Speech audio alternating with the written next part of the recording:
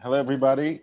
Welcome. Welcome to this wonderful occasion. We are celebrating something that happens once a year on a day that only graces us every 4 years, February 29th. I started uploading videos, watch videos on this channel in February 2022. And I'm here with my friends Bezels, and we were just marveling at that process, right? Having started off, which feels like just yesterday, and suddenly finding myself here. Basil is, I think, having a little bit of a connection problem there. Um, Finding myself celebrating yet another anniversary. Only my second one, hopefully the second of many. I see a lot of familiar faces in the chat already. Robert Wood, who is a member of the channel as well, $2. Thank you so much, Robert, for your generosity and your patience. You know what I'm talking about. Congratulations on 2 years. Thank you so much. And we will talk about that a little bit, what brought me into this space, what started me up, and what got me here when I'm actually dreaming and realizing that dream of turning this into a serious full-time gig starting in May. It feels like it's so far away, or at least there was a moment when it felt like that, but it's only 2 months away. I'm very happy. We have, of course, the usual accoutrement for you when it concerns horology. We're going to look at some auctions. We are going to track some industry news and make sense of them in the best way that we can. And then we're also going to talk about our favorite calendar watches, right? Let's do something thematic. Perpetual calendar, of course, would be more appropriate, but for us punters, and Watch Nicholas is here, so it feels appropriate to use that word. For us punters, it can be just your humble calendar watch as well. Basil, welcome back. Thank you, thank you. My apologies, a little technical difficulty on my end, but good to be back and good to be on. All right, yeah. Watch Nicholas sent a puppy in the form of a super sticker, or rather the other way around. I really do appreciate that. Um, don't forget to hit vote in the poll. I went with the usual suspects so as not to, you know, overload the options. Patek Philippe, Audemars Piguet, Breguet, and another brand. What brand makes your favorite calendar watch? Of course, there's so many other obvious ones. Blancpain has been making great calendar watches for quite some time, great perpetual calendars. Jaeger-LeCoultre comes to mind as well, among so many others. But since Basil is here, Basil, what's your favorite calendar watch, and do you have any in your collection? So, yeah, great question. I think if I were to choose, among the options, I would just go with Patek just because of its prestige, its history. How do you beat a Patek? In every way sense. They're just such amazing timepieces, and it would, yeah, definitely an aspiration. Definitely seeing the Pontiff as being a torchbearer for the brand. It's something I always aspired for, but nothing of really of complication in my collection yet like that. The funny thing, because you mentioned the Pontiff, to me too, Archie had such an important role for me to finally find Patek approachable. And I think at some level you know exactly what I mean, but I do want to expound on that a little bit without sounding, patronizing, because I find myself in the same place as Archie. For me, while I was growing up, and specifically after I started collecting watches seriously, really obsessing over watches seriously. I only had one, which soon became two. Here we are. Um, Patek was kind of, yeah, let's say they were not the paragon of accessibility for me. So for long years and even more than a decade, even though I handled a lot of them, I marveled about them. It never even crossed my mind that I would even dream of owning a Patek one day. And then one day on the internet around 2014, 2015, I see this crazy guy, as he calls himself, middle-aged, middle-class, overweight gentleman from Australia, and he was raving about Patek, and talking about all these different pieces, uh, time only complications, Calatravas and world time pieces being his personal grails, and at least at some point the core of his collection. That's when I started warming up to Patek in a different way, rather than just marveling at it, just secretly desiring it, but not really being able to admit it to myself.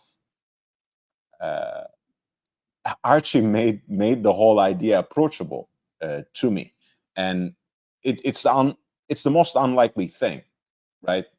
I don't think the Swiss French, when they dreamed up this brand and when they started globalizing it in 1930s, late 30s, with the introduction of the World Time wristwatch in 1939, 1415 HU. You just talked about the perpetual calendar, right? The first serial production perpetual calendar and perpetual calendar chronograph hitting the market in 1941. I don't think they would have ever thought that Archie Luxury would have become their ambassador. But here we are, and he has been incredibly influential. No, absolutely. It's Archie is like the everyman. You know, he's real, he's raw, he's not always politically correct, as we've seen for many years. And Let's say he's rarely loosely, right? politically correct. Yeah. And that's the thing, it's just seeing, and how would Archie get just into the brand, even if it's just like the entry. He's going to claw his way into it. He's going to find the best deal at the best price, good, clean examples.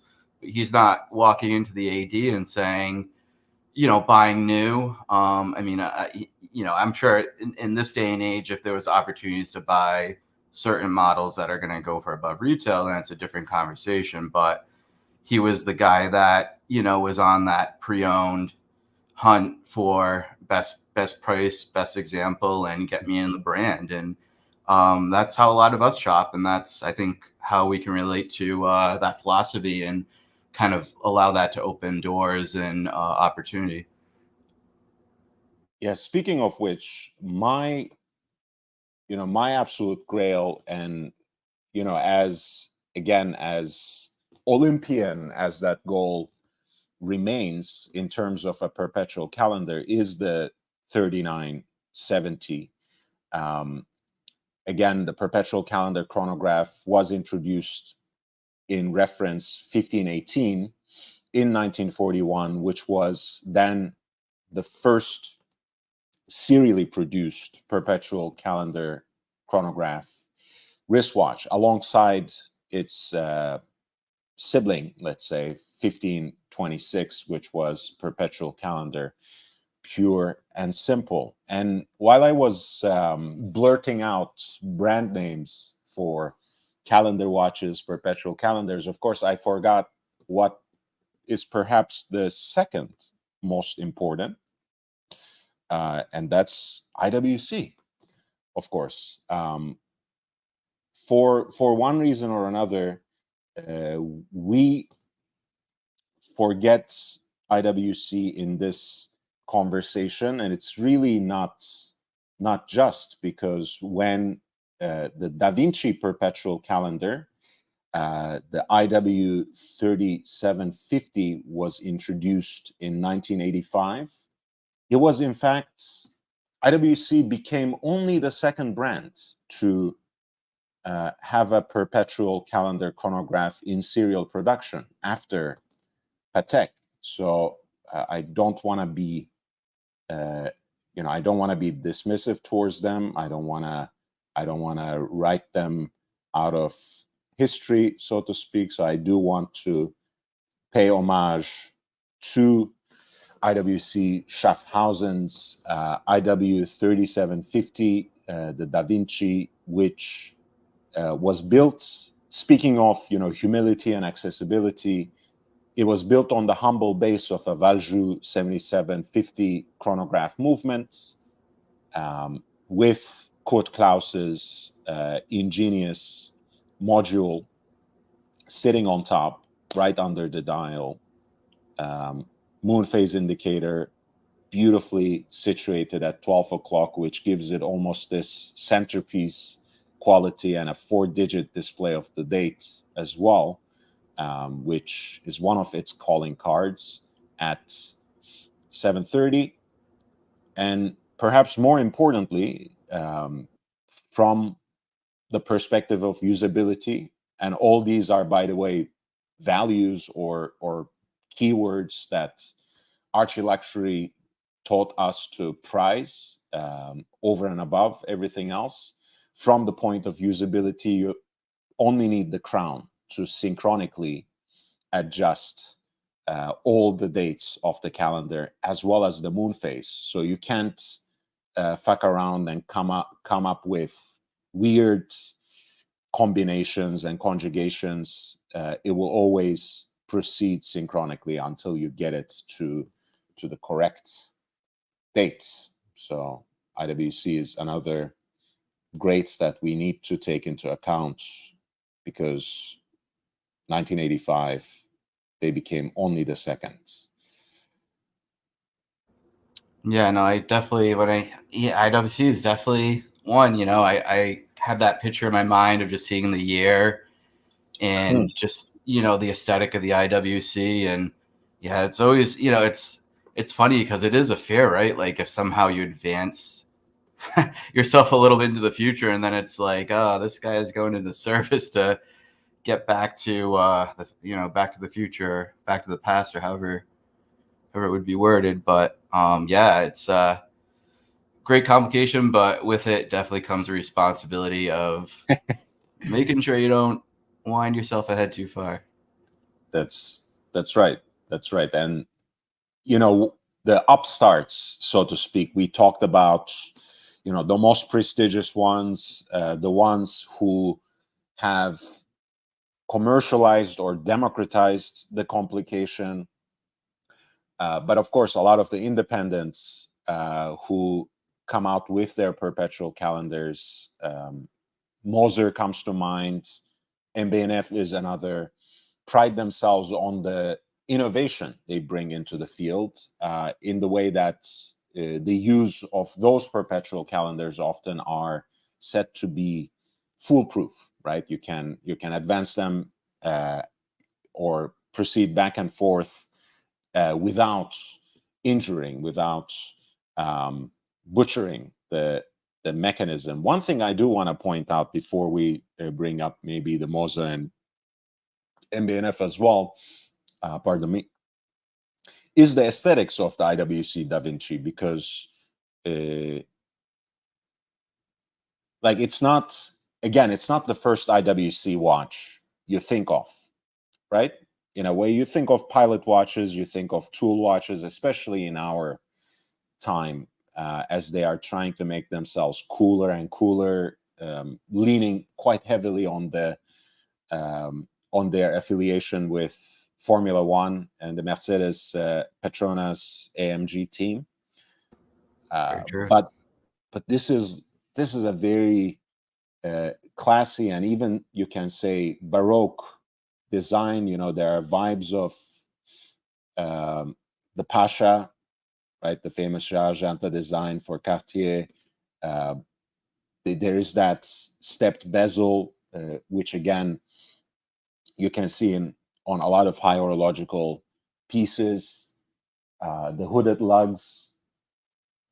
It's a very, very interesting, very beautiful piece. I do want to, before we switch gears to some of the other calendar pieces, I do want to recognize people in the chat. All right, Ozzy, you're back home? Yeah. Hey, man. Yeah, good to see you. Congratulations. Happy Leap Day, everyone. Thank you. Thank you. And everyone out there, the two people who actually wear perpetual calendars on a regular, on the daily, whoever you are out there, your watch has paid off today. Right. My friend was wearing his Sky Dweller today, and that only means that you'll have to wait until midnight to adjust it. Yeah, it's the one day the Sky Dweller is well, actually no, I mean it's every February. It's not right, correct? Yeah. That's right. Because the way the annual calendar is distinguished from the perpetual calendar, that it doesn't know the difference between the short month and the rest of them. So you have to just do it once a year at the end of, well, on March 1st, let's put it like that. Yeah.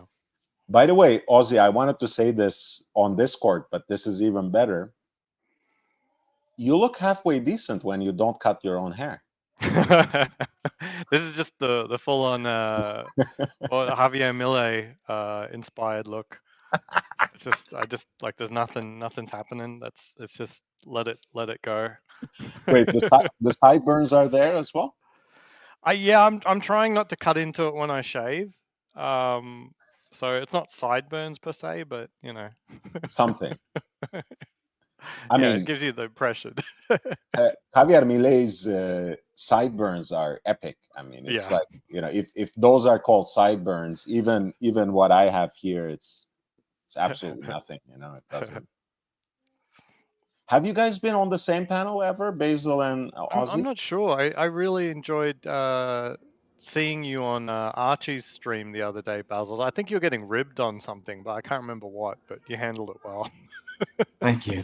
Yeah, it's ongoing thing, and it's one of those things that, you know, ultimately is a lot bigger than I and me. I have sadly enough the probably the smallest skin in the game, but just kind of putting word out, and you know, it's been kind of like a relay. There's been times where a few of us have kind of hopped in on different, you know, panels, you know, presenting, you know, kind of bits of our stories through super chats.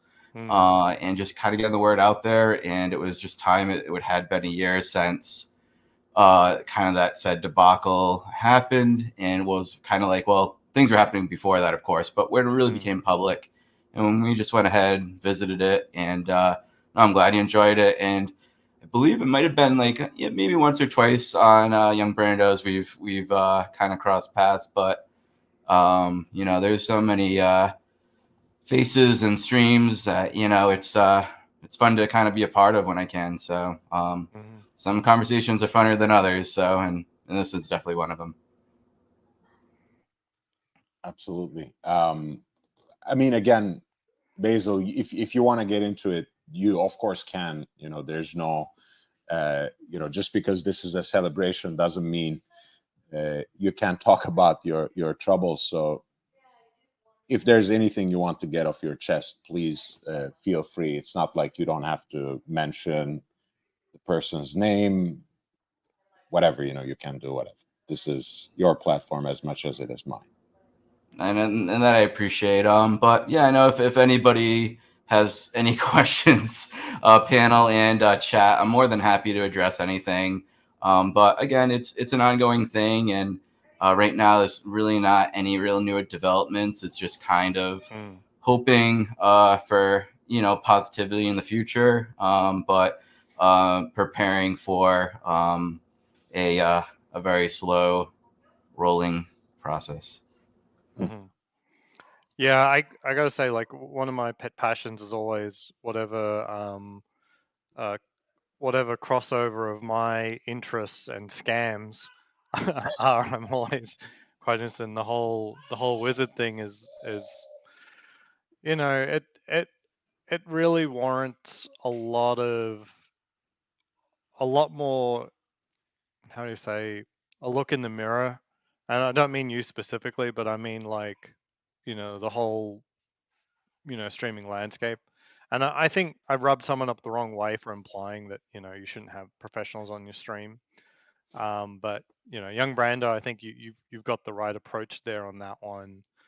And it's just tricky. Like, the problems that arise when things go bad by having professionals on stream, I think aren't really worth the entertainment value, especially in the case of Wizard. Like, why was Yeah, that ever a compromise ever made? It was I think, again, without necessarily opening that can of worms, for me, my general policy is, of course, this is an open platform. When I post the link, I mean it.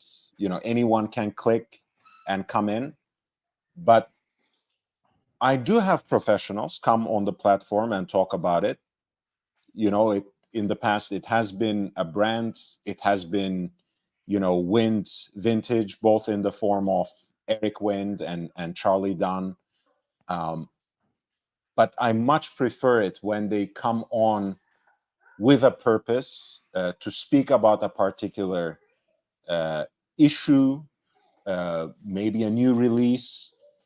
It can be even something that they have in their inventory. But as you have noticed probably, and anyone with half a brain cell can do that, it's never with that intention. Like, for example, when Hodinky writes about a brand, or even vintage watches these days, it's almost always something they have in the inventory, or something that they actually deal in an authorized fashion, something for which they have a dealership for. So I try to stray away from that kind of content, that kind of relationship at any level, even as I'm very happy to flog wares for my actual friends, and Eric just happens to be one of them.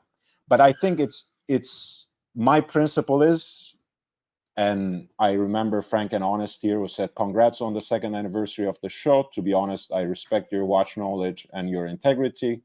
Whatever integrity I have, whatever principle I have, is that if come on my platform, but not just to shoot the shit, unless you are a civilian like the rest of us, unless you are just a collector.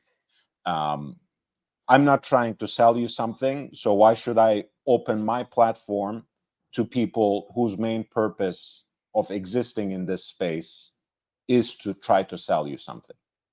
If they want to come on the platform to educate someone on something, by all means, and that can potentially happen at any turn. Mech is in the chat. He congratulates us on 2 years, and Watch Nicholas congratulates him on being a drug dealer.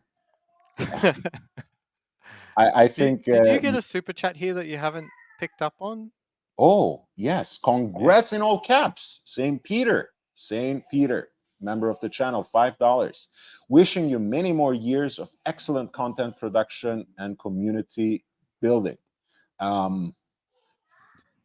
I think we are lacking very much on the first aspect, the production quality. I am genuinely working on it, and you will see some miraculous improvement, at least in the odd video or so, after May.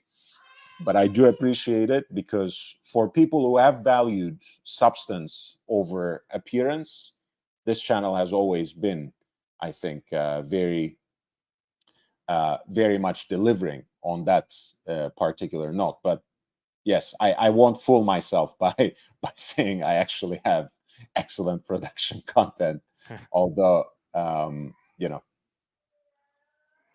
I just want to make sure that people understand the contrast of what you said about how you treat professionals with your platform, and that is that you can't just let them in and look like friends and family if you're not actually 100% down with what they do.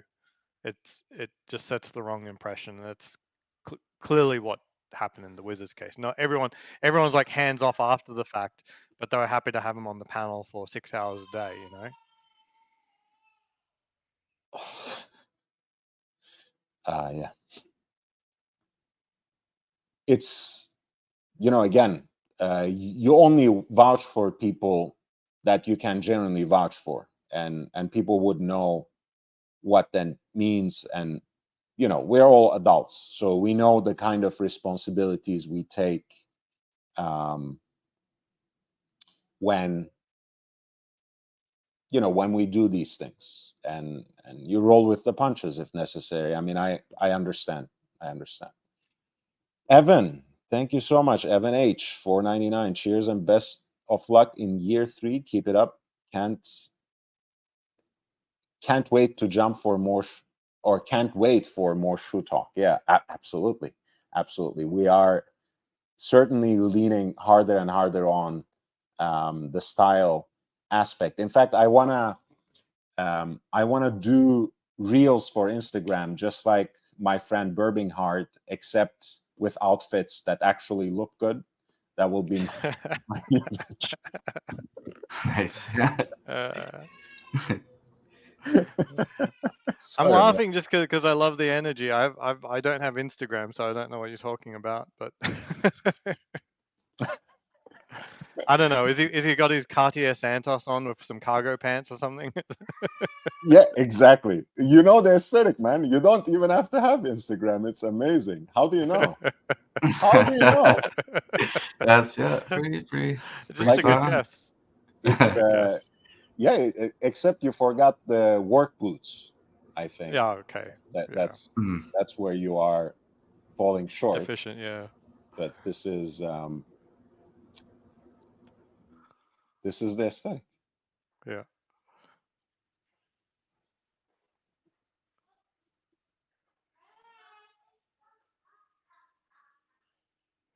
And it's Tudor, by the way. Oh, this one's a Tudor. Okay. Nice. Did he get an FXD? Is that the 30? Is that a 39 on a strap? 39. That's the 39. Okay. I don't love the 39. I love my FXD and Pelagos. I love how strongly you feel about that. I don't know why it's so strong. It's clearly not because it's a bad looking watch. It just feels so wrong to me that the Pelagos has a shiny version. I don't know what it is. It just feels incredibly wrong. It feels like a compromise. Like when I first saw it in the case, I'm like, I absolutely want to see the FXD. My SA pulled the 39 out as well, even though I didn't ask her to. Mm-hmm. And then I tried the FXD on it. Says, you want to try the 39? I'm like, no, just keep that on the tray. Just like, absolutely not. Look, I mean, we, by the way, I dropped the link for Birbinghart's Instagram. Feel free to follow him if you want more of this content. Big George, congratulations on 2 years of good quality watch content and great guests. Thank you so much. We love it.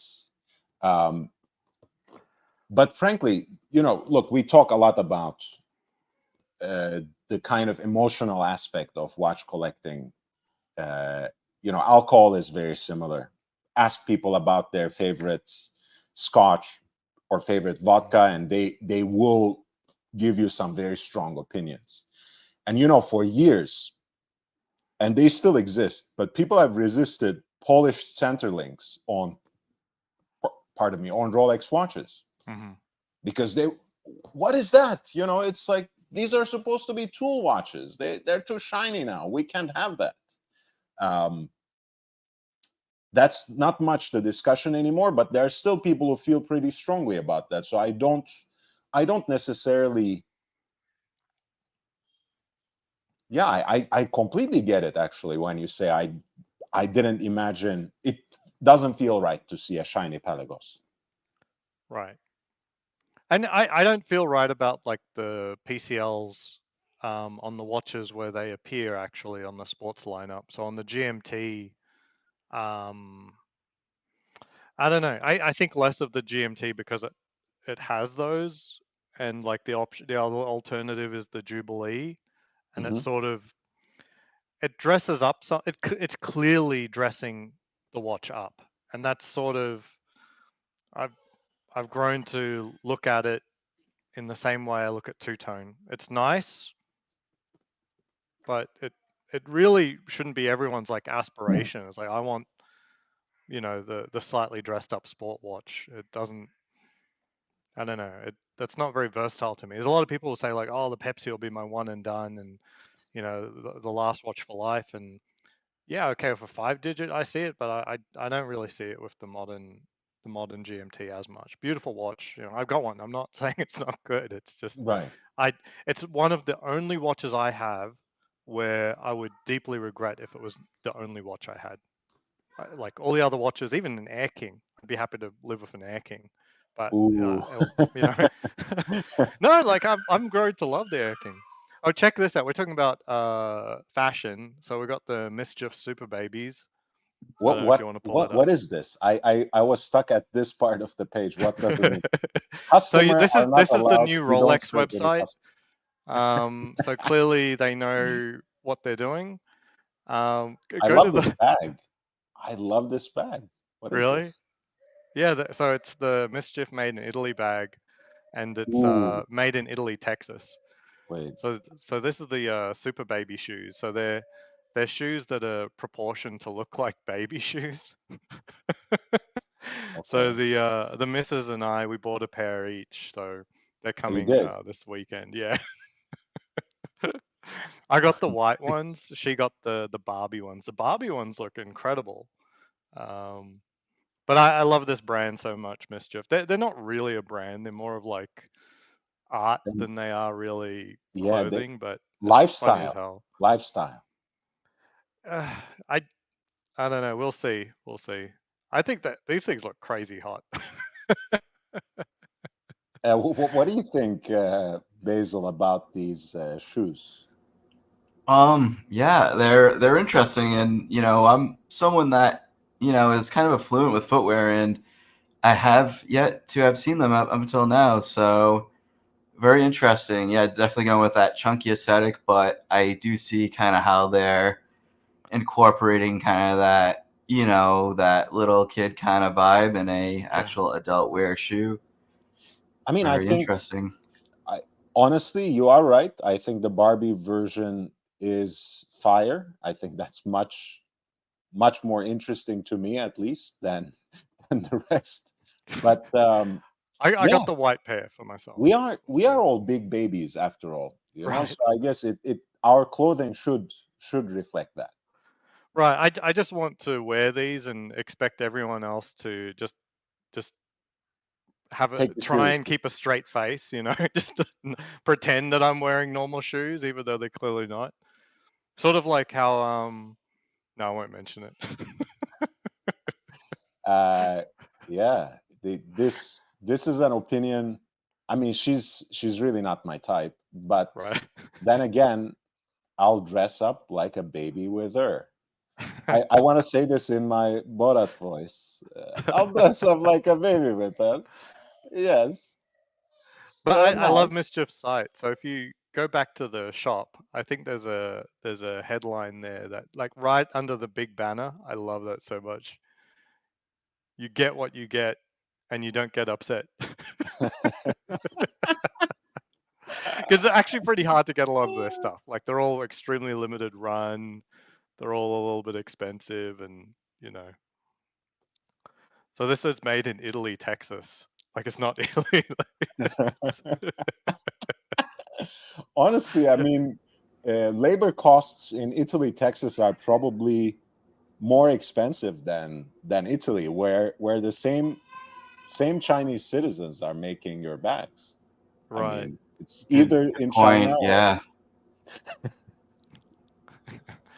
So I'll take made in the they USA. had a drop about a week ago, and I was in Barcelona when it happened, and I was furiously trying to catch up to it. So it's this what global happened? supply chain telephone bag. I don't know if you got that link. So this is more in line of like the majority of Mischief's drops, where they're very limited, This and is Mischief as well, the one that you had sent to the Discord earlier. yeah, yeah, Let's see. yeah. That's So the global supply chain telephone bag. it's sold out now. Yeah, I didn't even get a chance. Like I was in the sign up, and then they said it was going to be allocation only, and then they said it sold out. It's like I didn't even have a chance. This is my commentary was that this is like the Swiss Icons watch that Moser Moser did, yeah. did and then withdrew. I don't know if you guys remember that debacle, but they basically took I'll only watch. they basically took different aspects of four major handbag designs, handbag brands. Number one from Hermes, the handles. Number two from Celine. I think that's maybe the handle itself or the stitching on the handle. Well, maybe. Oh, each Oh, one was a mashup. So they started off with just a Birkin knockoff, and then they said mash it up with this, then mash it up with that, then mash it up with that. So the Ah, story is they went to multiple supply manufacturers around the world to, like, they gave them two bags and they say just do something halfway between these two and see what you get. The orange one is particularly striking.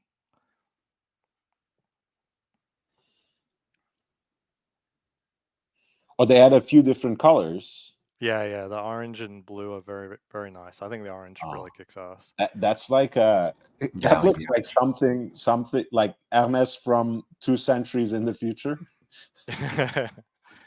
Yeah, it's so iconic. Like my wife and her bag friends, that she doesn't have many, absolutely gave this a thumbs up. I have no idea what they were selling for, but they're on StockX now for 2,500.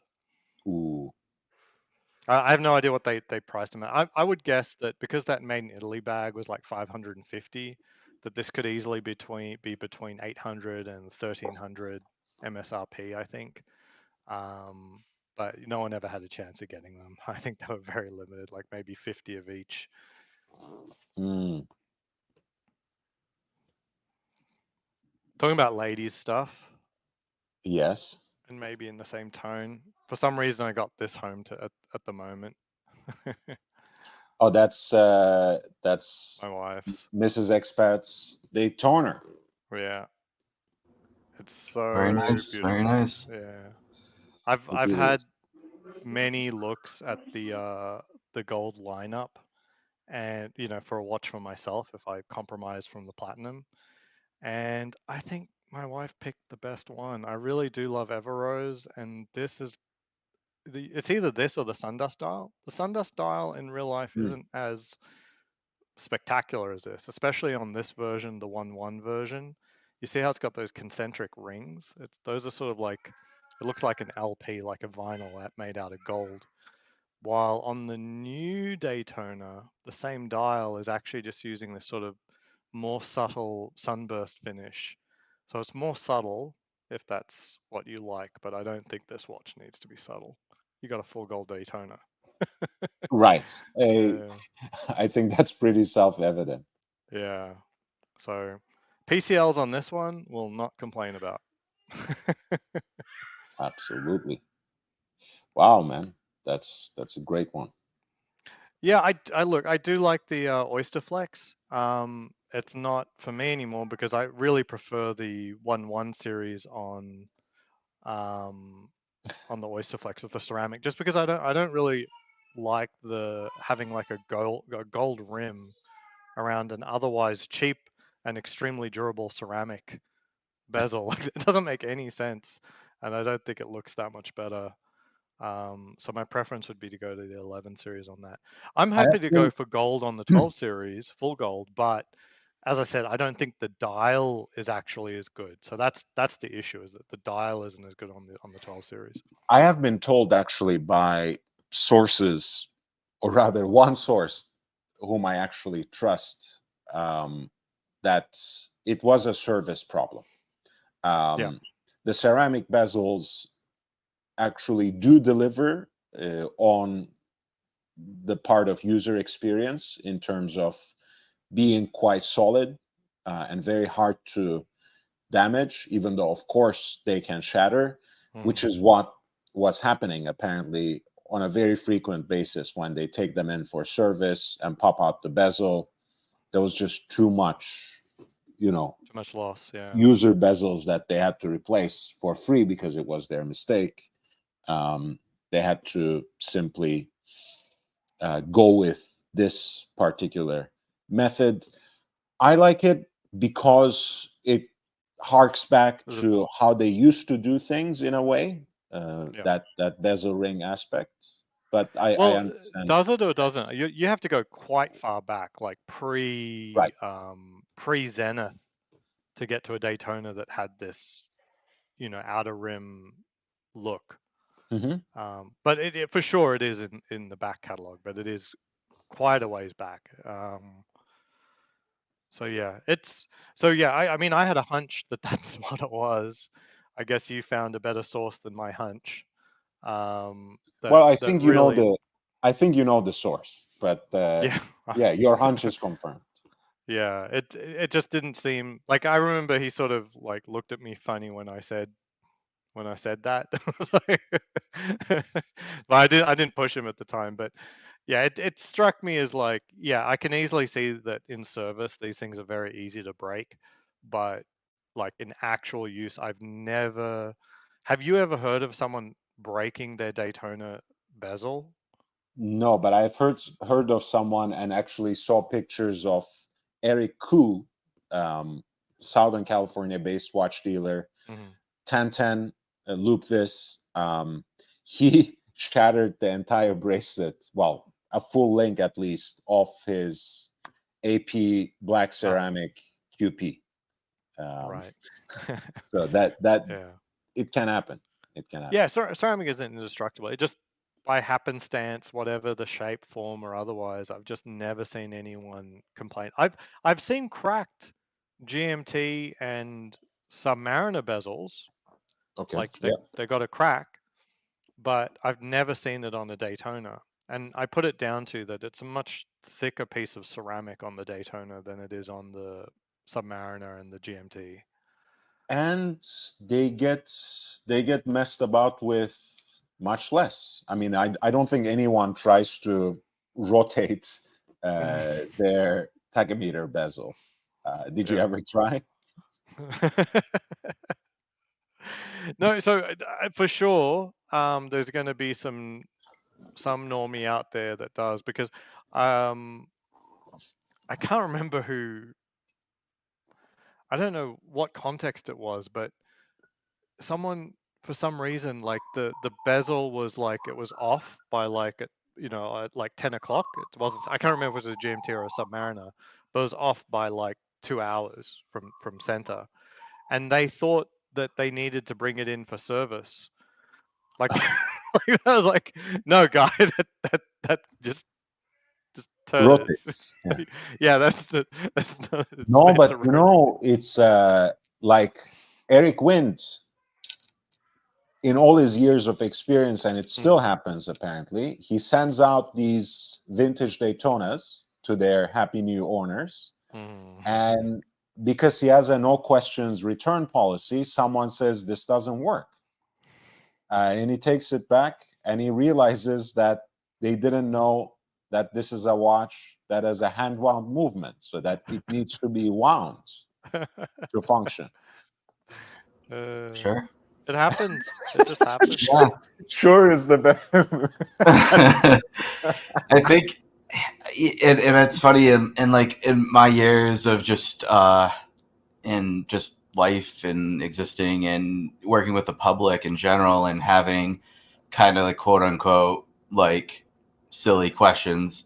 A lot of it you just got to kind of respectfully say like, this might kind of sound a little, obvious, but have you tried X, Y, and Z?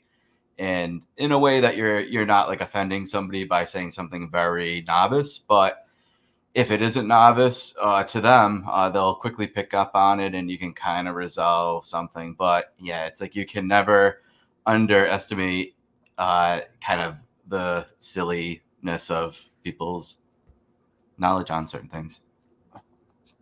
No, you're absolutely right. JB compliments, by the way, Mrs. Expats. Thank you, Beautiful JB. Daytona rose gold banger. Brody says my favorite calendar watch is JLC. I asked him to specify if he could because JLC does have a great selection. They have beautiful triple date or triple calendar watches all across the board, also on reversos. More rarely, they have reverso perpetual calendars, which was kind of the crowning achievement of that 6-piece series that they did in pink gold in 500-piece limited editions, starting with 1991, starting with the 60th anniversary edition. And of course, perhaps more accessible and greater numbers. They have the Master Ultra Thin Perpetuals, which I will bring up. But in the meantime, do you have a favorite calendar watch, or do you just not give a fuck? Well, while I was in to and from Barcelona, I did double fist it with a Casio World Time on my right hand side wrist as I went through a few time zones. I mean, yeah, it's like a $15 watch, but it's not just a GMT. Like I actually can click through, and I have different time zones, just like a Patek. I don't have to remember like what the offsets are. Actually, can a Patek handle the daylight savings? No, It doesn't. no. Yeah, because I found I had to 29, fiddle with that on the Casio. Like the Casio does do it, but you can set it, but you do have to set it to get things right. But there are world time watches that have ways of accommodating the summertime daylight savings time. Hermes's Le Temps Voyageur has. I'll just bring it up. They have markers on right next to the city names where you have the first letter, you have the initial of the word for summer in that language. Let me. That being said, you don't know which one you're in, like until I check it on my phone. But the good thing about the Casio is like you go to that time zone, you check on your phone. If you're an hour off, then you got to change it, and it remembers the setting for each time zone. Now, next time you go through some epoch, yeah, it's not going to be correct, but I don't have to keep remembering which time zone is in DST or not once I've set it correctly on my Casio. Woof. Man, it's a beautiful watch. So you see London -S for summer. Okay, yeah. That's beautiful. Verano for, Mexico, Santiago, so on and so forth. Yeah. Very cool. So if you click on that Discord link, it's just a photo. So my wife at work, she had to do like they're having a competition, like do a movie poster of yourself. And so are you sure? Together. Yeah, she's been on stream before. I feel like people are gonna screenshot this. Yeah, people are gonna get jealous. Yes, they are gonna get jealous. I am getting kind of jealous. There we go. So she just had to want to move over. We've been watching Dubai Bling a fair bit, so it's like, okay, we're going to do Las Vegas Bling. The watch collector's watch. Amazing. Look at the tagline up top. I cried watching this movie. It's not fair, grown man. Amazing. Actually, I'm really interested in not so much for gambling or drinking or, you know, the other extracurricular activities, but getting out to Las Vegas because there's a pretty good football player that's in the area that's going to be transferring to UNLV in the quarterback position. And I'm waiting for him to tear it up at UNLV. I think they're going to have a really good team. They have some weapons on offense, and I think he's going to be an X factor. So they actually play the same stadium that the Raiders play in. So Oh, kind of wow. want to get out that Oh, way. really? I'm UNLV's kind of feeling it. doing Allegiant. Wow. You know that, yeah, they're I don't know how many people they're drawing right now, being that they're obviously it's a huge stadium and they're not like a power conference school, but they're really kind of getting decent. They actually had a good year. Next year I think they'll even have a better year, so could be fun. I mean, Amazing. UNLV's got their own stadium, so are they just going to do it sometimes or something like that? I think they've kind of pivoted almost like out of the stadium into the Wow. to the bigger arena. From what I know, granted too, I could be off and it might be a split schedule, but I think it's the majority, if not the like the whole year that they're actually kind of like a lease kind of a situation. I mean, it's a lot more convenient for visitors, Allegiant for sure, and a lot less convenient for the locals. Like when, like whenever there's a game on at Allegiant, it just like the strip is just that much harder. But Sure. yeah, I understand why they'd want to do it. This was, by the way, frank and honest's suggestion in the other category, and I do invite all of you to vote in the poll. Which brand makes your favorite calendar watch? And if you choose other instead of Patek, Breguet, or Audemars Piguet, please do write in the chat what you prefer. This is the 1815 Rattrapante perpetual calendar, meaning that it has the perpetual calendar with the moon phase and leap year indicators, a chronograph, a flyback chronograph at that, if I'm not mistaken, and a split second function as it is perfectly laid out here with heat blued stainless steel and a pink gold centrally deployed chronograph hands. Beautiful watch. I think they have a version of this with Salomon dial, and it is in platinum after all. Maybe we can get the professor in here at some point towards the end of the night. I hope he will have woken up by then. CloudCan says, I love the UNLV Rebels base basketball. B-ball, I guess B-ball is basketball. Yep. Because baseball is on its last legs, apparently. Young people don't care about baseball. Robert says Casio World Time is awesome. And True. I got two of them.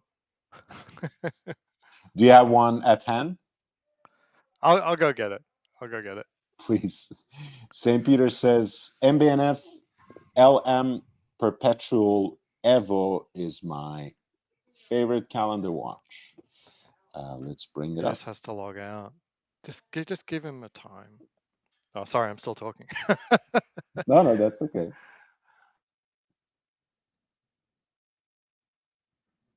This piece has an amazing story too. And if St. Peter jumps on, he can probably speak to it as well. So I'll perhaps leave it to him, because he did say, I'm not going to say promise, but he did say he might come on the panel. So I'll leave it to him. But this is what I was talking about. One of the models I was talking about, where you, of course, have kind of the quote unquote the market cornered by a lot of prestige brands who have established their recognizability, their long-standing heritage. Of course, Patek being the ultimate example of that, in the sense that they were the first to serially produce a perpetual calendar and a perpetual calendar chronograph wristwatch. But the independents, like Moser, like MB&F, usually pride themselves on the more innovative, easier to use, and nearly foolproof movements. So this is one example, MB&F Perpetual Evo, which is the sportier version of their perpetual calendar. This is Stephen McDonald, a native of Belfast, who actually studied theology, of all things, at Oxford University's Pembroke College, seeking a refuge from the Troubles in Ireland, but also just to simply gain an understanding of what was going on at the time.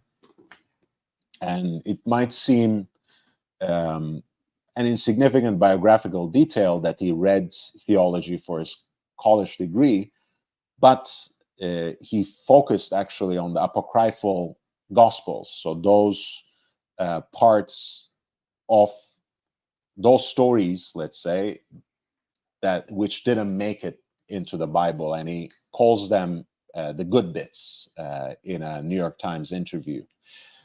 McDonald's approach to watchmaking and movement design follows a similarly unorthodox path. After all, his design of a new perpetual calendar for his friend Maximilian Büsser is anything but canonical, turning traditional take on the complication on its head. This, by the way, is an Instagram post I wrote. So just so you know, some people like the videos and the visuals and double click and hit the like, and I appreciate that. But once every so often, I toil over what I write, even though Ozzy always makes fun of me saying, is that AI generated when he gets to read it? So fuck you. Nice. For the legacy machine Perpetual, McDonald essentially reinvented the complication by changing the default setting to 28 days per month, like as if every month were February rather than the usual 31 days, right? The standard calendar watch, whether it's perpetual or what, thinks that every month consists of 31 days.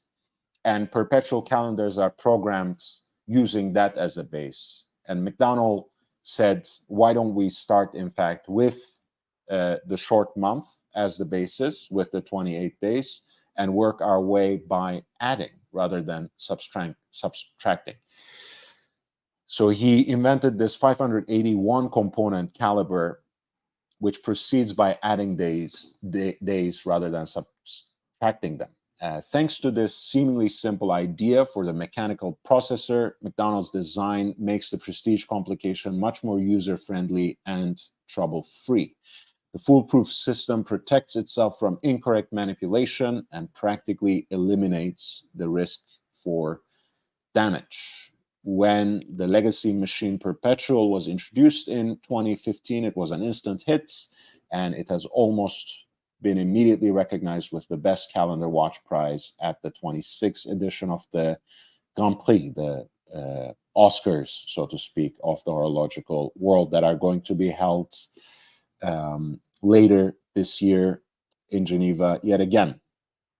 And in 2022, the Evo was introduced, the one that comes on the rubber band and the sportier version of the original. A watch for life, as they market it. And the caliber, you can see here, maybe if you can avoid the reflection a little bit, is actually signed by his name as well. which is great because a lot of times you don't know these sorts of unsung heroes of horology. They don't get the credit they deserve.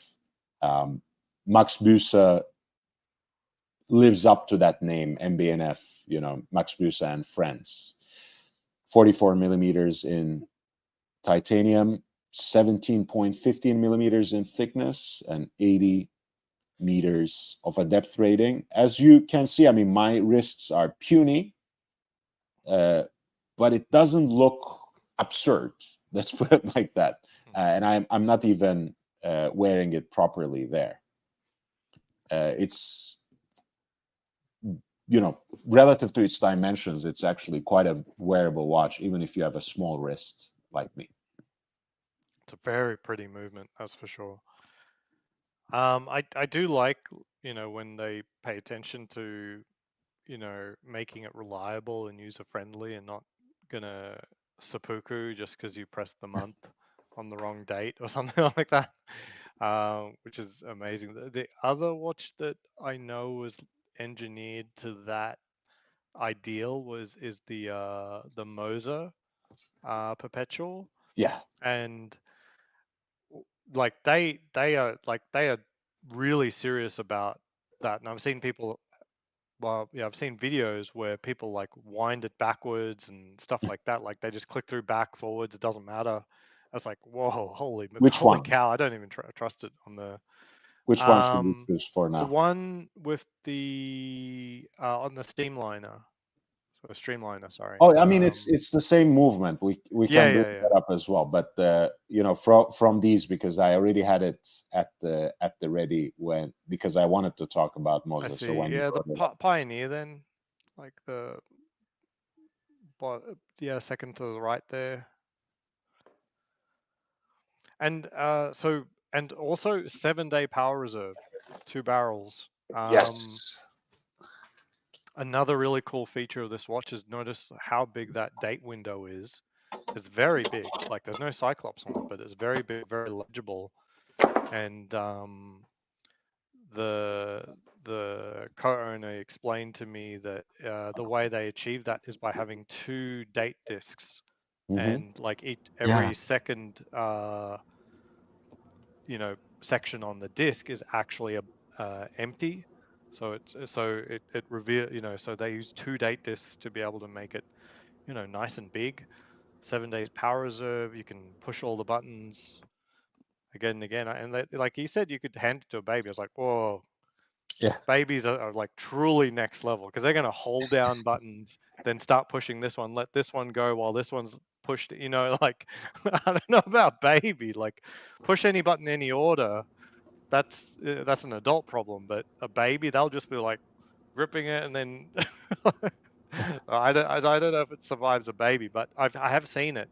It will wind backwards, and like you can push it forward, push it backwards, not a problem. And the great thing about this is also actually a movement.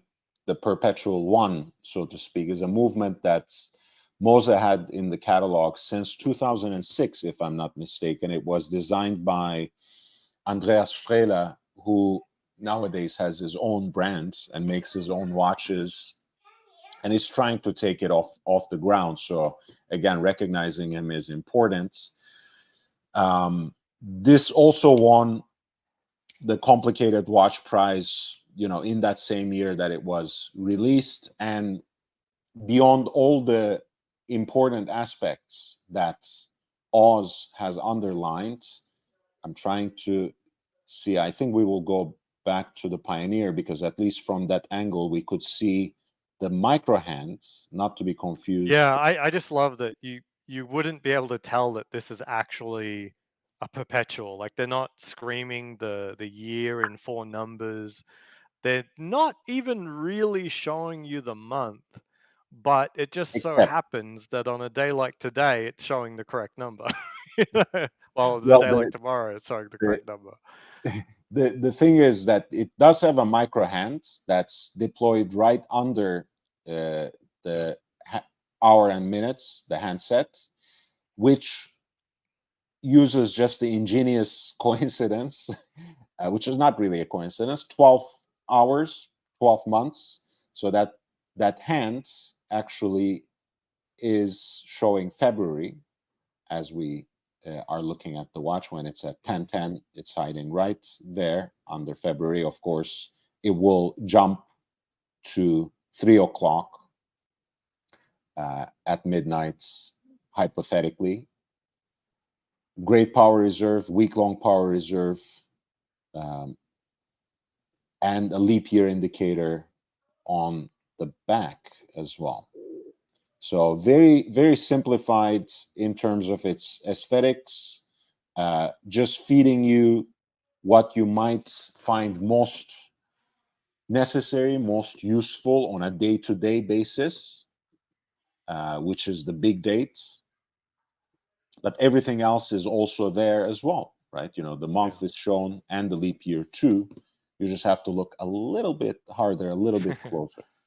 Yeah, no one could tell even after a close look, unless they flip the back over and start spotting a few things, that this was a perpetual calendar watch. You know, it's just amazing. It's such a flex. You know what I mean? It's like this is just an incredibly fantastic complication, and it's like, yeah, it just shows the date correctly. Yeah, amazing. Right here is the model that's all started talking about, and St. Peter also specified this is the most recent release in the Streamliner case.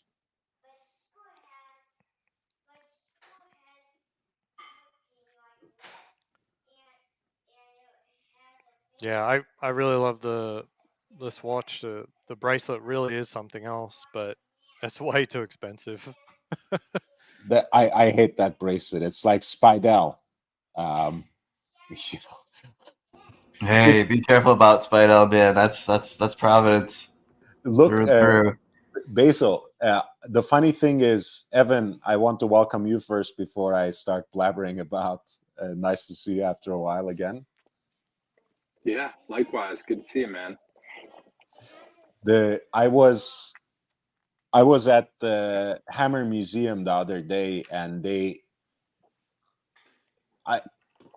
it's a very obscure history. People thought that An Evening with Fred Astaire was the earliest recording of a color TV program in color that we had. It turns out that preceding it by about 9 days, Milton Berle's Kraft Music Hall has an episode that still exists in recording. So they were showing this, and I went because I'm a huge dork, you know, and not only about watches. It was great fun. But before that broadcast started, that first episode that was aired in color, they were connecting from The Price is Right. And the sponsor of Price is Right, Basil, was Spidell. And the host was actually wearing a Spidell jet on his wrist. And this is late 50s. So Spidell is a part of American history. It's just dated, that particular bracelet design. Yeah, it is. I love Spidell on a period correct watch, but Streamliner is supposed to be from the 21st century. I don't get it. It's not my taste, at least. I think even a little taste of Ebel too. Ebel with the that style of bracelet. That's right. Ebel is having, or Ebel is having resurgence, as the Colonel was talking about earlier when he was here. last week, I think. Trey Waits. I caught with some of that actually, and it's funny because I recently kind of scooped one up, pennies on the dollar, and hey, maybe I got into a little bit of momentum with that. Well, I'll have a little momentum with that piece if I decide to move on from it. Who knows? Probably not, but hey. It is very similar to this one. Can you recreate this pose, possibly, Basil? Get your best floral shirts, uh, and look longingly outside of the window with your Abel? Is that possible?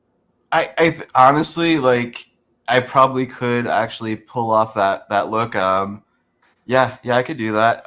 It's probably just the photography side that I'd probably need a hand with. To be fair, selfies don't always do justice, but yeah, maybe I'll piece something together. I'll have fun with it. Well, just contact Burbing Hard and get the same tripod.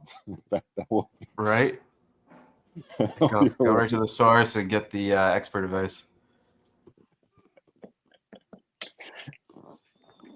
Evan, what's up? I got the two. Inside joke, huh? Go ahead. I was just saying, inside joke between us. So we got two watches here that are accurate. That will be accurate tomorrow. Well, actually, there's a lot of watches that will do that. Almost all the quartz watches will do this correctly, won't they? Will an F91 do this correctly? I can't remember. Yeah, I think an F91 has the yeah, the year. you put a year in it. I think it's just the year is kind of the secret sauce on getting the quartz to, behave itself. Yeah, I just love how legible this is. Like, there aren't many watches that have the numbers as big as this, and then the actual light is really great. So it's a great nighttime watch. Like, not much has lume like that. I mean, not lume. What do I call this? Just illuminator. Casio illuminator. So yeah, it illuminates properly, unlike an F91W, which is very tepid. And then yeah, for sure the actual time zone feature is incredibly good. The fact that you can select 4 time zones as opposed to just make you go through all of them is fantastic. Man, this boy is growing in front of our eyes, huh? He's a big boy now, 5 years old. Oh my God! Wow. Hey. How old are you again, Junior? How old are you, Junior? 5. Wow. Wow. Oh my God. And his hair is thriving too. Please don't touch it, Oz. Yeah. I mean, it has been cut recently, but my wife did it, not me. Good. So it sort of is acceptable. Yeah. No, I mean, at the end of the day, I'm just jealous because I have basically no hair on my head. So yeah. Of these two, this was my first one. This was the second. I like this one a lot more. Ultimately, I've grown to dislike bracelets metal. wherever possible. In general, like I do like, what do we call it? Tang and buckle. I do like the flexibility of tang and buckle. I really do. Is that what you wore in Barcelona as the double thing? Yeah. This pair. Nice. Yeah. Well, I mean, during the day, I didn't do this. It was just when I was flying, because I didn't, just remembering the time zones that I had to go through, and when sort of hours were, like, I would just set this to local time, but then this would be like, during flight, I would just click through to the time zone that I needed. Nice. Evan, what's your response to the poll? What's your calendar watch? Do you have one in the collection? Would you like to acquire one? Do you have a favorite brand that makes it? I said Patek just because it's the only one I've handled. I mean, it was amazing. It was don't ask me the reference, but it was the year, maybe from that we can probably figure out roughly. It had the three windows at the top, right? Oh, okay. Like 10, 12, 2. Mm-hmm. And year was like, I want to say 2010s. It was at Govberg here, where I live, and it was amazing. It was amazing. It was still wrapped and sealed and, vacuum sealed in the plastic from Patek service. And it was, I mean, you can't experience it like you would outside of that, but it was impressive for sure. That wasn't it. That wasn't it. It's 3 windows at the, like, I should say 11, 12, and 1. Oh, you mean the I thought you were, when you said 3, and did this, I thought you were talking about the inline. Yeah. Calendar. No. Okay. No. You know what one I'm talking about, right? Like a 5205. It's a comp. Don't ask me. I don't think it's a grand comp. Maybe I'm wrong. I thought it was just a regular complication. Right there. Oh no. Yeah, Stop on the right. This one?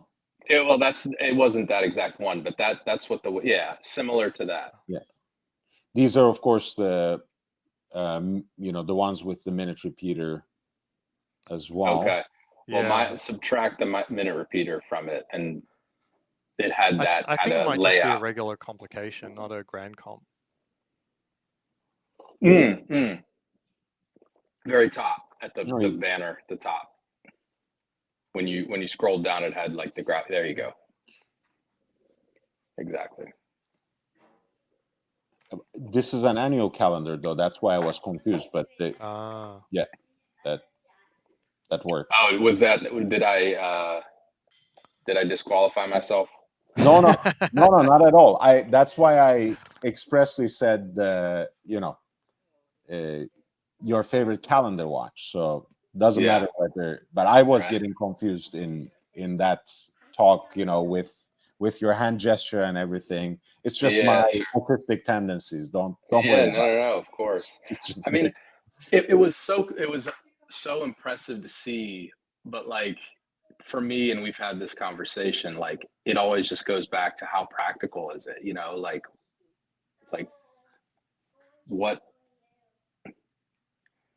what is the thing I can do with this besides impress people and enjoy the artistic, and engineering feat behind it, right? Yeah, I wonder if, like, with a lot of things, right, like in general, our expectations grow with respect to things, and honestly, like keeping the date accurate is just, for quartz watches, that's just standard.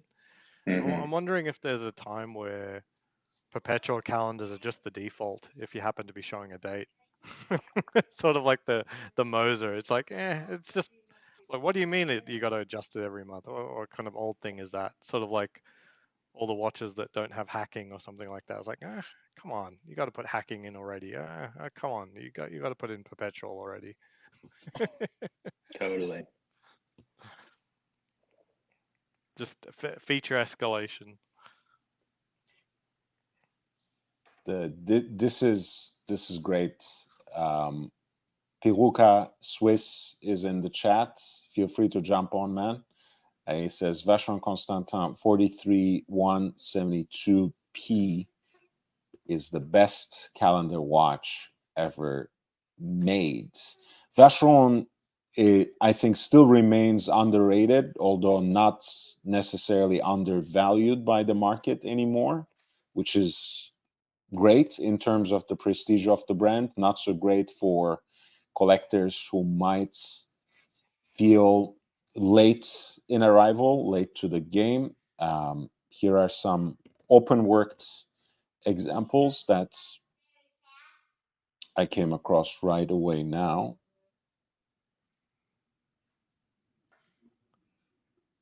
Let's pull that up. Pretty.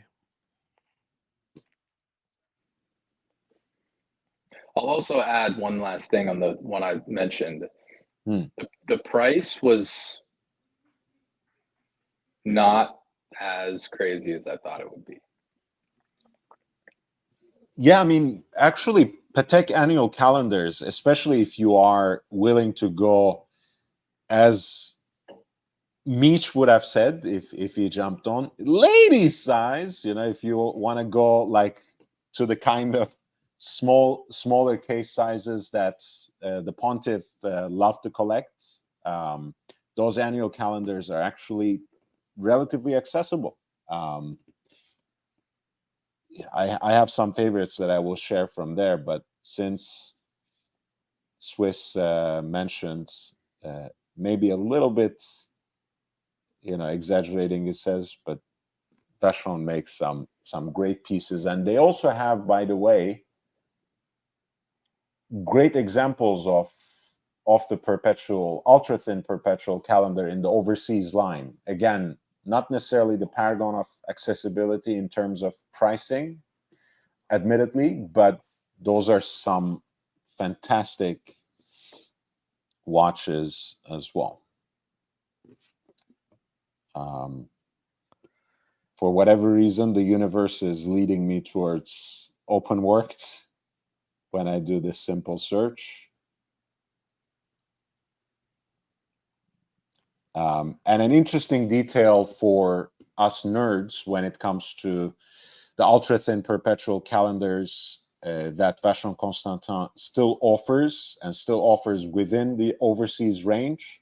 They're all built on their caliber 1121, if I'm not mistaken, and that is the famous JLC 920, the historic self-winding movement that powered, the Royal Oak Jumbo, Patek Philippe Nautilus, and Vacheron Constantin 222 at its time. Okay, sorry, I gotta go. It's Dad's bedtime right now. Congratulations on 2 years and to many more. Thank you so much, See you man. online as well. Like I know schedule hasn't been super voluminous, but really good to see a little bit of a ramp happening. Yeah, I'm back now. I'm back, I think. Knock on wood, so to speak, but at least 3 times a week again, maybe 4, maybe more. But I'm trying to make sure I ramp it up until May, like you said. Cool. Have a good evening. Good to see you, Ozzy. Have a great night. Bye. Good night. Thanks for coming, Oz. These are quite different aesthetically, Evan, from what you saw and what you pointed us toward, but very attractive in terms of pricing. This particular generation, 37 millimeters. You can find them in all shades of gold, platinum as well, in related reference numbers, but this is the 5035 R specifically. Of course, this is pink gold. And again, speaking of strong opinions, Piruka says Patek annual calendar sucks, so they have to be priced accordingly. All right. Oh my God. Ali Reza. Wow. A member of the channel, $333. I haven't seen so much money in one go, so I'm having a hard time. Have to do a double take. $333.44. I think 44 cents. You Americans say it. My friend, I'm sorry I cannot be with you tonight. Congratulations on another milestone. No, safe queen. Say that's how we're trying to live. I mean, look, we didn't make a big deal out of it, but Oz was just here and he went to Barcelona, of all places, and wore his Explorer, which is a Rolex, a relatively recognizable watch. It's it wasn't stolen, right? So don't let them sit in a safe. If you can, wear the hell out of them. That's how it should be. JB, hey man, what's up? Hey, can you hear me? Yes, sir. How you been? Sounding good. Good to see you. Congratulations. Thank you, man. Nice to see you too. Down, many to come. Yeah, hopefully we will get to celebrate the 10th and the 20th and That'd be many good. more. I mean, let's make it until next year, physically and biologically, and Right. then we can. That's always good. About the rest. Yeah, health above all, of course. Yeah, just jumped on to say, congrats. I'm an avid listener, as you know. Avid fan is my little title there. And fan, avid fan, For yes. sure. Amazing. So, what do you think about the 5212, the annual calendar? The weekly calendar. Weekly calendar, yes, where you've got, the sectors on each side. This is probably one of the few Pateks that I've seen him close. Kesslowitz has this one. I used to love it until I saw it in person. Now I don't feel so strongly about it, but that's neither here nor there. I think the pricing is a little too ambitious, right? Again, for this particular period, where Patek watches seem to be finally banking on their prestige and coming onto their own in the mainstream, it makes sense. It makes sense that they want to cash in, on that wave, on that hype. Historically speaking, they know exactly what they have on their hands. Like you mentioned, JB, weekly calendar is not a complication they have elsewhere in the catalog. And this is, in fact, the first time they introduced it in their line. Being more of an AP guy, I would just like to point out that AP perpetual calendars all have the weekly calendar complication nowadays anyways. So I'm glad Patek is catching up.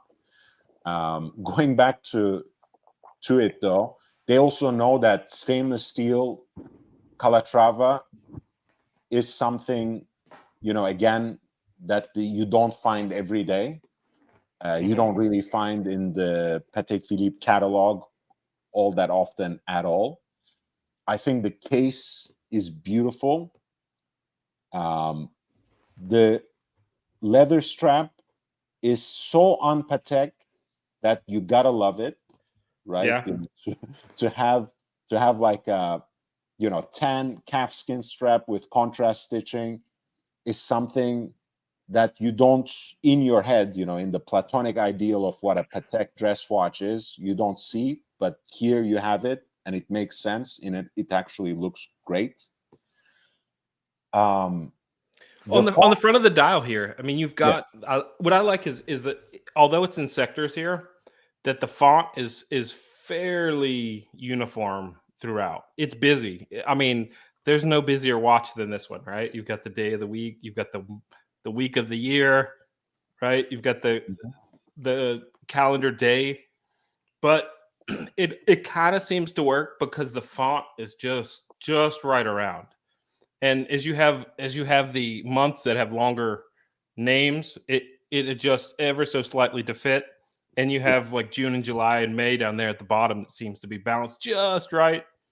And it's the little things like that I appreciate from watches like this. So right, that's my take. I think that's beautiful because, again, the idea is that the sketch of this design landed on the president's desk, right, on Thierry Stern's desk, and he loved the handwritten font as it is, that he impelled them to adopt it for the actual watch. And it has that sort of whimsy, that playfulness to it, but it is a thoughtful and considered one, as JB pointed out, in the sense that that handwritten effect is even carried over as to how the full names of the months fit into their places. That's one thing I didn't, pay this kind of attention to.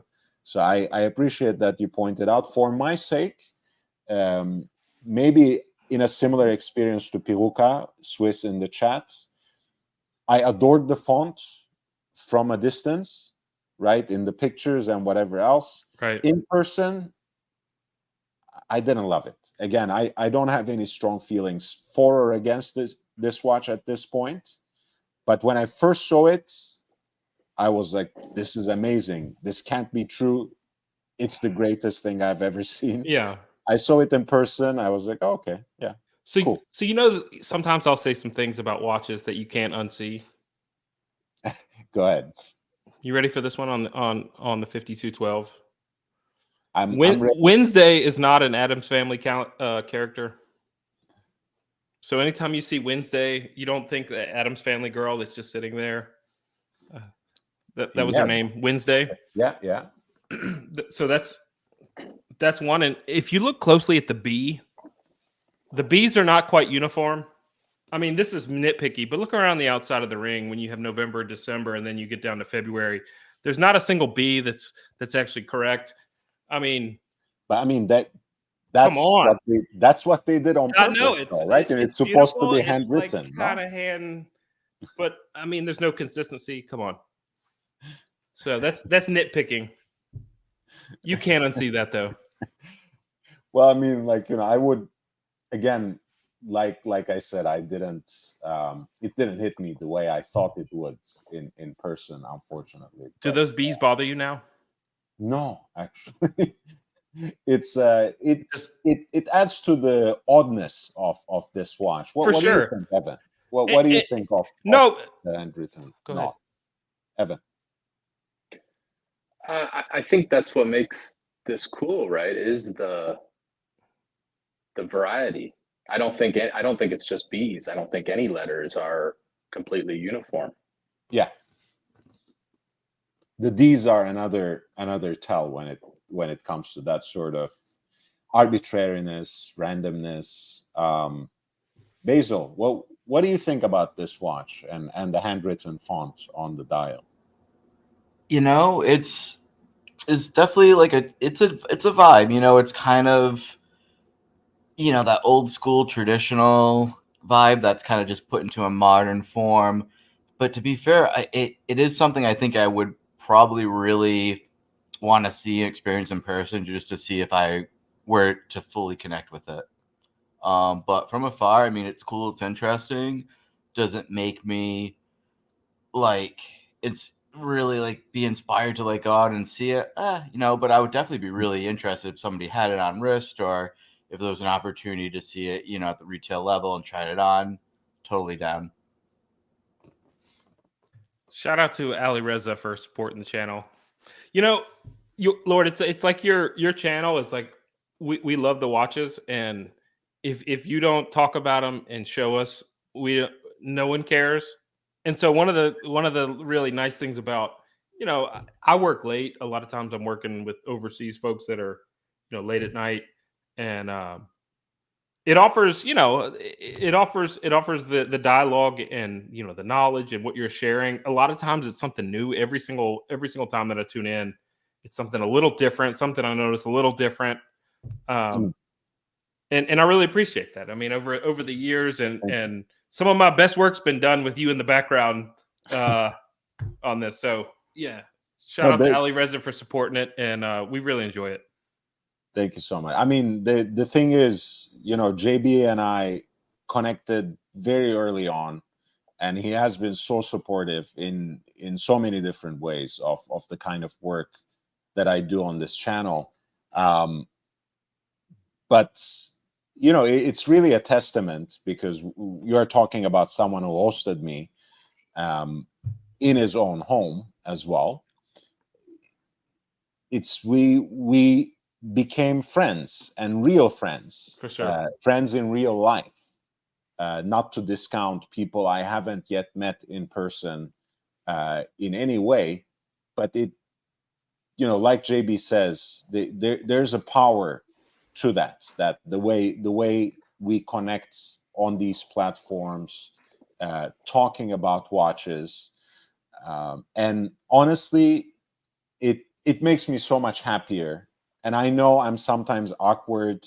I know sometimes I take up too much space, but it makes me so happy to be actually on a panel, because I spend most nights just Yeah. talking on my own for 3-4 hours every day. So I'm a little No, you starved. hold it together, and I know it's a struggle on your side. On our side, it's kind of what we're expecting, and where I know you hold yourself to that standard, but we appreciate it. The nuances, we pick up on those things, and I gotta say, you've got good taste in watches, and some of the watches I own today, just like when you were talking about Archie earlier, how you weren't really even kind of considering even ever maybe even owning a Patek.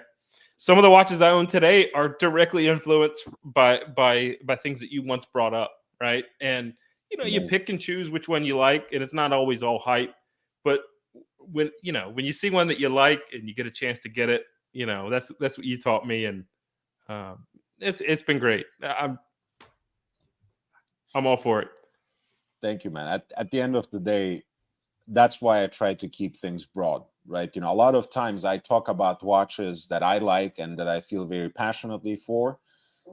Other times, I'm just talking about a watch that I like, that I find some sort of redeeming quality, but I know there's something about that watch that might resonate with others, and it's a kind of watch or complication or brand that's really not covered by mainstream media. So I'm trying to put it out there, to teach people something new, but most importantly, to allow everyone to develop their own taste. And like you said, a lot of times that happens in conversation and exchange. While we are developing our taste, we are also being influenced by others. Mm-hmm. And when you do it as a habit, even if it's in the background, then you start developing, your own taste, because it's kind of, you start turning things over in your your heads and start making out your own opinions about them. For sure. So Basil's, what influenced you the most in your watch collecting journey? Was it Archie Luxury? Was it what was it? Yeah, no, that's amazing. Great question. I think with me, and not to get too wordy and, off kind of the rip, but yeah, it was just as a younger person, just seeing watches on wrists of people that I respect, and it was just kind of just part of something you notice, something that would kind of catch your eye, and just learning a little bit about brands, even just at a younger age, and not knowing a lot, but knowing kind of there's a difference between certain models. There's upmarket, and then there's, I think early on, I didn't even know how upmarket could possibly be. But yeah, and it kind of started there. It even kind of pivoted into more functional watches, just some quartz dressier stuff, and then getting into, as just getting older and just seeing just good high quality stuff that was available on eBay at like decent prices, and then just saying, well, if I'm going to spend good money, I need to research it. And YouTube's been a great avenue, of course, for that. And it did bring me into a lot of different people. And Archie actually came as a recommendation from a coworker that was a big fan. And yeah, I kind of got, I didn't get it at first. I'll be honest. Like, I was kind of like, okay, well, he's really doing a lot more yelling and kind of just like ad-libbing into, technical talk. Where What's wrong with this man? Little, is what you really mean. Right? We still Exactly. don't know. So, we still don't know. exactly. But We still don't know what hurt him during childhood. Right. But you circle back. That was art. I find some of the people and just things in general that I almost like enjoy the most are the ones that maybe I even stepped away from and I circled back to, and then it kind of just gave it a second look and was like, hey, that's kind of fun and funny. But and it's actually obviously Archie's platform has introduced me to a lot of great people, from young Brando to JJ and Marco, and just countless people that are just involved in the chats, that are just active, from WhatsApp to being, on live stream comments. And yeah, and I think really what's done the best is kind of that a la carte, just having different pieces coming up, a little dialogue, and then on my own time, just kind of like exploring and seeing, what they were, what the prices were, what a good deal is, what a high market price is, and just kind of taking kind of some of my shopping philosophy that I've used for other products for wristwatches, and finding deals that I were comfortable with and pieces that were interesting enough to really kind of even dive into and kind of add a little portfolio together. But that's great. I mean, YouTube yeah. does inform you, right? There's an information age whereby it didn't exist, long ago. Evan, what about you? Right. I mean, what would you say the most influential either publication or entertainer would you say would be the most influence on you and your collection? Yeah, so I'm kind of different. Like my interest in the hobby is a lot different than I think most everybody else who hangs around on YouTube. So I kind of picked up an interest in watches through my uncle, who was a role model of mine, and he like myself. Well, so he got a Submariner in 1982 for his college graduation. Mm-hmm. Nice. And my mom, my aunt, and my grandmother drove from Ohio to Canada to go buy it, like, tax free or whatever. Wow. Whatever the story is. They went up there and they got one with no date, and he wanted the date, so they drove back. No. Oh my Yeah. goodness. I was liking this uncle. Come on. Yeah. And then he Right, traded it for an it's- Omega. No, I'm just kidding. Yeah, no. The opposite. He All right. wore it. He wore it every single day of his Amazing. life. He got it. He wore it to the gym. It got stolen at the gym, and he went and found the dude who stole it, and he got his watch back. Nice. He wore it. He started like as a construction worker, like my grandfather was, and then he wore it on the job every day on the site. And then now he owns his own construction company. He's really successful, and he still wears that Submariner every day. And it's still ticking, right? I mean, it's still going. And the amazing, bracelet is like Goosebumps. totally stretched out. It's like a total mess. In fact, he got a new bracelet on it from Rolex, and like maybe 15-ish years ago, he bought a steel Daytona for his wife, my aunt. But yeah, he has a huge interest in watches, and like my interest in them came through him, like taking me to different watch stores, experiencing things, talking about it, and my great uncle, after he passed, gave my uncle his Vacheron, like just a 3-hand Vacheron, and he didn't really like wear it or have much of a use for it, but like he would show it to me, right? But he just wore that one watch, the Submariner. So anyway, so my interest was piqued with that, and so like in 2015, I was like, okay, I'm gonna buy a Rolex, and I'm just gonna wear it every fucking day for the rest of my life. Yeah. And I like Googled like best, like literally that best Rolex to wear every day for the rest of your life. Right. And came across Archie, and all right. And I can't even remember what like the video was, but just like fell down the rabbit hole of like, and we've talked about like his Royal Oak that he sent off to the Independent, and he got it back, and the screws were all misaligned and shit. Was it the Bipolar Explorer 2 that you recommended? Yeah, I don't know. No. I think that at that time in 2015, that was like the early days of the 42 mil, and that at that time too, you know, I went to the jewelry store, the AD, whatever, and you know, they had however many in the case, and I just said, "Cool, Explorer 2." Like someone was talking about that on YouTube. I'm good on like a Batman. I don't like the polished center links, Okay. and I just said black seems more practical than white, and that was it. And then I got like a 15% discount, and On your then first years, Rolex. yeah, yep, 2015, like I said, and an Explorer 2. So those are two key details. But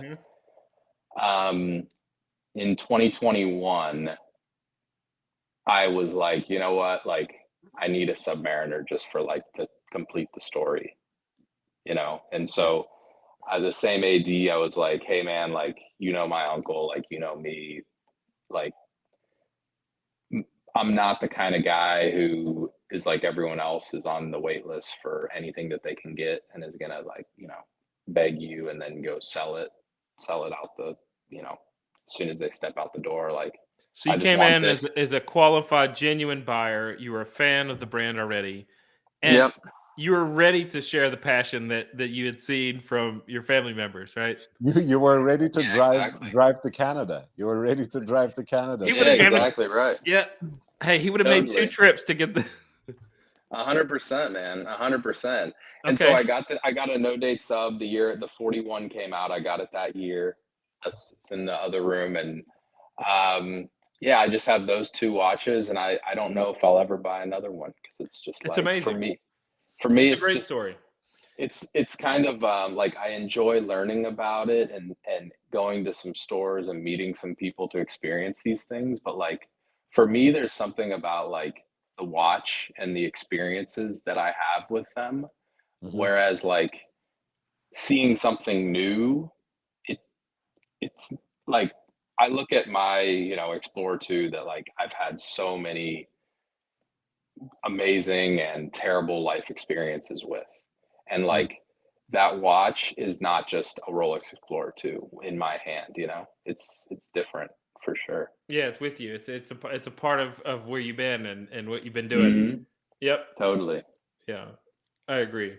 It, you know, what's funny is too is you must have felt that passion right through the middle of the quartz crisis, whereby anybody who didn't really know about mechanical watches were buying, you know, like a couple $100 Seiko, right? And the Mm-hmm. people that had mechanical watches, and through the years, it kind of proves itself, right? It's been working ever since. I mean, you talk about the part that broke down was the bracelet, Mm-hmm. right? Yeah. That says a lot. Yeah. It the product itself, I mean, they've got an underlying product, and some of the inspiring parts about wearing a nice watch is, can you actually get anything to work in your life as good as that watch is working? You know, can you get it to work? Can you dial it in just like that, where it's plus or minus 2 seconds? Can you actually get So things true. running like this? Mm-hmm. You know, and so I kind of 100%. marvel of the consistency, though. You marvel in, you know, it's always there. It's not beat up. It takes a licking. It just keeps going, and you know, it's no mystery why they've won the race. Yeah. 100%. 100%. I mean, how many things can you have with you your entire life, like through day to day, you know, never leaving your side, like, you know, except when you take it off to do whatever you need to do. Like, it's just, it really is amazing. And when you have like that emotional connection to it, like, that's the thing that does it for me. It's not the like, oh shit, I can buy this watch for 100,000 and sell it for 120,000, you know? Totally. The thing is, you know, inspired by what, you know, the story you told and what you just said, Evan. You know, I have some favorite shirts, you know, from 10, 15 years ago, and the way the collar phrase and the cuffs too, etc. All of this fascinates me, and like you said, that's not just one shirt, but it's my shirt yet again. If you have any sense of personal hygiene, even your favorite shirt you can only wear a couple of times a week, right? But your favorite watch you can wear every fucking day. I mean, it doesn't matter, right? It doesn't matter if you have a two-piece collection. It doesn't matter if you have just one watch. It doesn't matter if you have 12 watches. I know people say, like they say about children, I don't have any favorites. It's bullshit. If your parent told you that, don't believe them. You weren't the favorite. You always have a favorite, and Yeah. there's your hand goes to it when if you ever have all of them laid out in front of you, whether you have just 2 or 22, there is that favorite. And the great thing about watches, like JB said, like Evan said, you'll put it on every day, you can take it anywhere, and if it's as Paul Newman once famously said, if you wind it, it keeps good time. So That's right. Giving that famous Paul Newman Daytona to who was his daughter's boyfriend at the time, that Daytona that ended up selling for $17 million, was it? Something. Yeah, 17. 19. Yeah. Broke records. So speaking of shirts, I did get you a 2-year anniversary present. I'd like to show it to you now. And this is yes, it's sitting here. It has not been opened. You ready for it? Wow. Okay. Ready to show it on stream? Yes, Do it. please. Let's do it. Oh my God.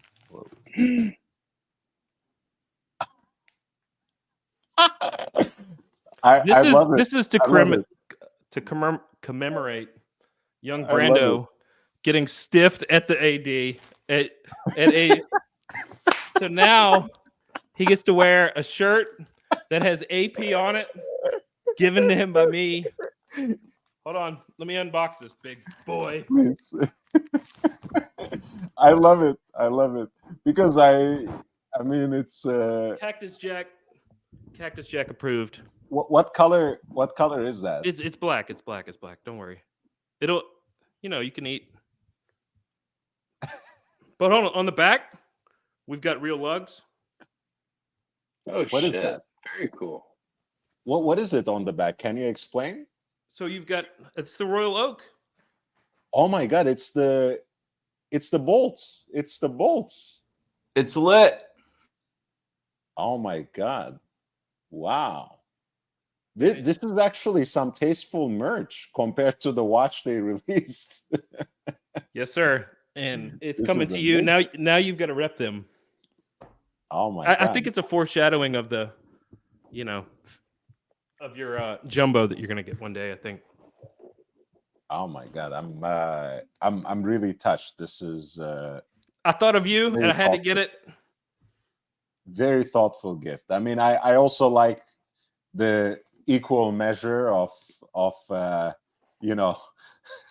teasing and loving. I like that. I like that. Look at even the package. Look at this. This smells new too. I'm such a fanboy. Nice. That's that. If you know, you know. That's how Yes, sir. Archie unboxes shit. Hey, Yeah. he's gonna be jealous. So true. Cactus Jack, Audemars Piguet merch. Audemars. Oh And my God. I bought this in November of last year, and just like the watches, they make you wait just as long. Yeah. Limited edition. You're a proud owner now. Thank you so much.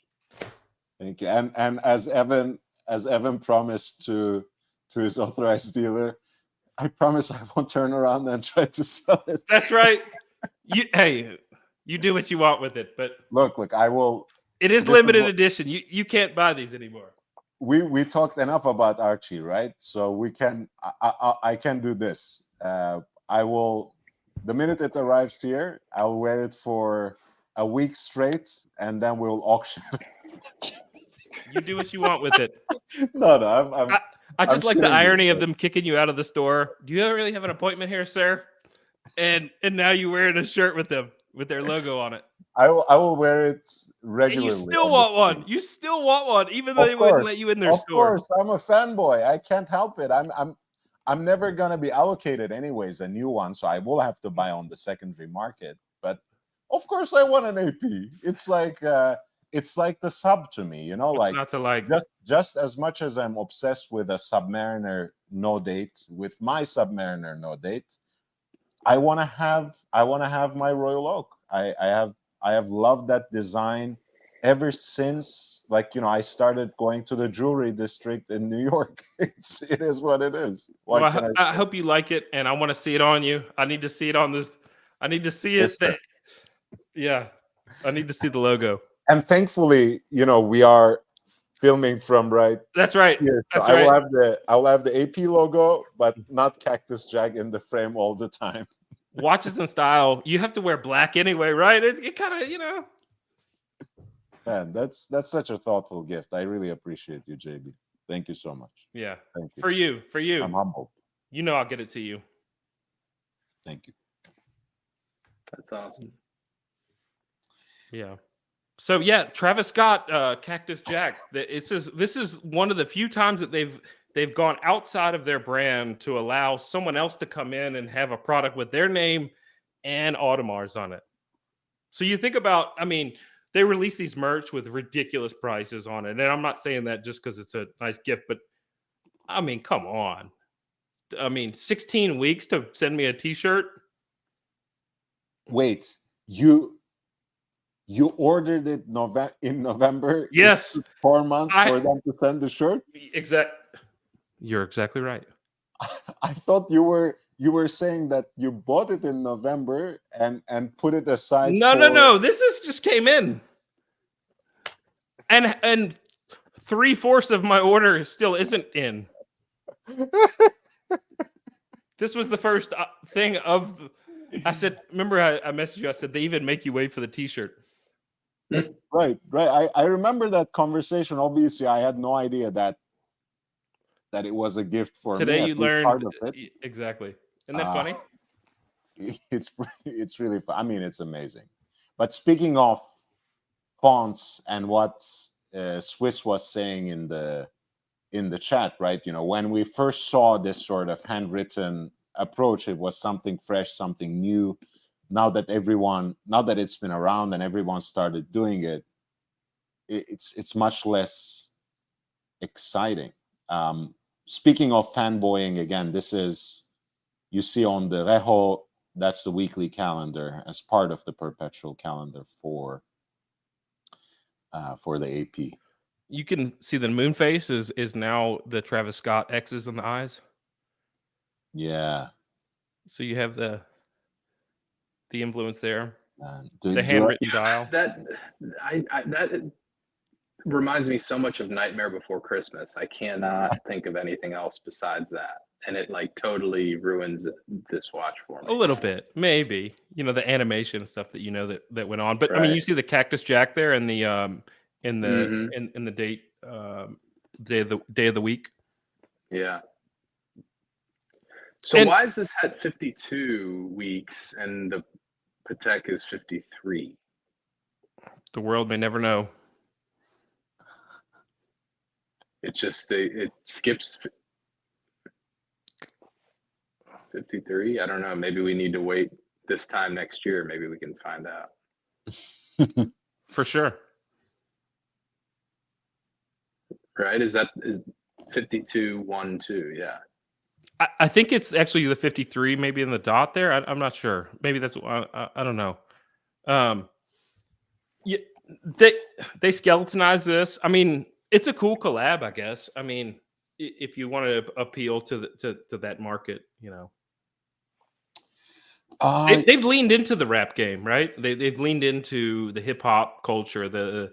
You know, I would say some of the influences besides social media on the brand and the quality of these brands is collaborations, perhaps, of of who's wearing them. First of all, who's representing them, who's seen with them, right? I think that's just not careful. I mean, that's carefully placed as far as if you have. I don't know if you follow anyone on social media that was connected with this event, with the launch. Pardon me. With the launch party in New York and everything, and a lot of the IT people were involved with it. It wasn't just Travis Scott. And again, I don't want to. I like rap a bit. I have my favorite rappers. Some of you who know me would know, Gucci is one of them, Gucci Mane.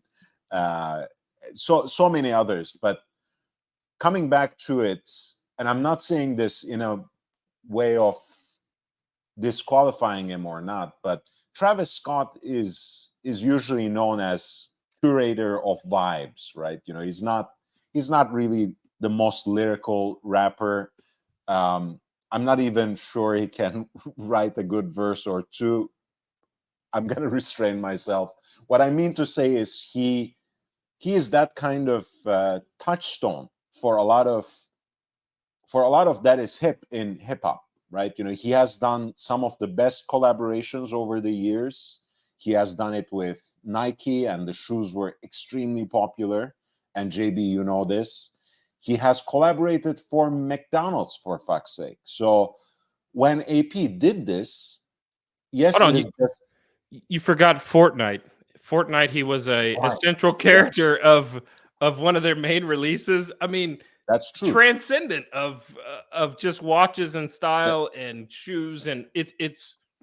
So it's not about 200 watches, a limited edition. That's just great, but it's about associating your brand name with Travis Scott, which is a brand name, and Cactus Jack is a brand name that is associated with Fortnite, with McDonald's, with Nike, meaning the Jordan brand. And that's it. They won again, and I will cry myself to sleep.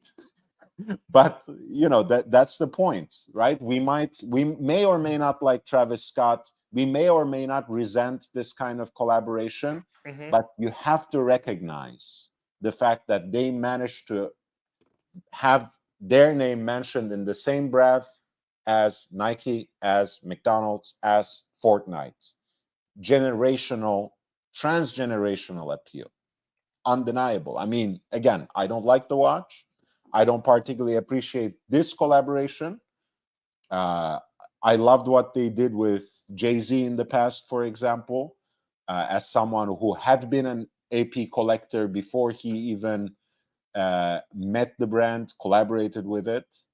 But I have to admire the kind of marketing genius, as they say, for sure, that went into this. And you look at the music watch, it's not necessarily tied to a specific individual, but you've got maybe only a couple 100 pieces or 50 pieces that come out, and they're carefully placed, right? And the music, they're the Royal Oak look, offshore look, but the music edition, they come out in two sizes, and to me, that would be the one that I would love to pick off one day. Can I find you? Can I find the Stray music edition? And did you ever? By the way, did you see the jam set version of the music edition? No. It's one of the fieriest of all fire watches really? that I've ever seen. Swiss. While I pull this up, let's welcome Swiss to the panel. Swiss, how are you doing, man? Welcome. Swiss. What's up, man? Hello. How are you guys? Good, man. What is happening? What's going on? We were just thinking about how Lord had an appointment at AP at this one point, and they wouldn't let him in the door. Oh, I know very well how it he feels. Felt the disrespect in real life. He didn't even have to go all the way to where you live in Switzerland. Yeah, for me it was even worse because they let me in and then they kicked me out. Oh, you got that's usually what they do. That's usually what they do, by the way. Yeah, they come in, sir. But if you don't have an appointment, yeah, let's make an appointment. And yeah, then it never happens. The struggle is real, huh? So Swiss, tell me more. I need to hear more about this encounter here where they kicked you out. Oh, yeah, sure. So I went. It was like in summer, like a bit more than 3 years ago. I went into the AP boutique, and I wanted to, show my interest for a 3-hand Royal Oak. Obviously, it went exactly how you would imagine. First of all, there is like a 45 minutes interrogation, and basically you have to prove why they should sell you the watch, why you are eligible for Audemars Piguet timepiece. And then there's the police interrogation, like yes, qualifying do you. Are you do good have a enough to pet? hold this watch? What's the name of your pet? Is he vaccinated? What are your foods? What do you like for food? What did you eat this morning? Oh, that's interesting. And they note everything. Like a little notepad and take notes everything. Like, yeah, what are your qualifications? What did you study? Fucking everything, every question in the world they ask. And after like 50 minutes, I'm like, come on, can I see some watches? He was like, yes, of course. Look at this beautiful code 5911. And I was like, did they bring the purple one to you? yes, but I mean, it was the ugliest one. It's like the blue, but it's like a very bland, flat midnight blue, disgusting, fucking hideous. And I was like, okay, but why I came in was because I wanted to look at a Royal Oak. And like very reluctantly, he was like, okay, let me bring like one. And in the end, I registered my interest into Royal Oak. And I was like, oh, fine. Finally, I managed to, put my name on the list. So let's see how this goes. And like 6 months later, I go back in the boutique, and I'm like, hey guys, how's everything? I just wanted to check up what's gonna happen and everything. And then they ask me, oh, are you a existing customer? I'm like, no, but I came previously, and I was interested in buying a watch. And I was like, oh yeah, let me bring out your file. And it's like like in the dossier. Yeah, like in CSI, they have this big tray with tens of dossiers, and they just pick one up, and there is all the information that from the police interrogation, everything is in there. And they're like, "Oh yes, okay, please have a seat," and I'm gonna go get the sales representative. And right. I go take a seat at the bar. They offer me a beautiful. It was a very fancy apple / grapefruit with sawdust in it. It's very fancy, fancy. I was like, oh, I'm getting the VIP treatment. That's so fucking great. And from the corner of my eye, I look at this young, beautiful lady, from the reception. She goes to the sales guy, who was like moving chairs behind. And I'm like, great, he's not doing anything. He's gonna, I can go see the guy immediately. Obviously, he has nothing to do. She shows him the dossier, just like presents him the dossier. He takes a quick look, like 5 seconds, just skims through it very quickly. And then I can see him, he just goes, nope. Not gonna He sell doesn't the say watch. anything, just like moves his head like, nope.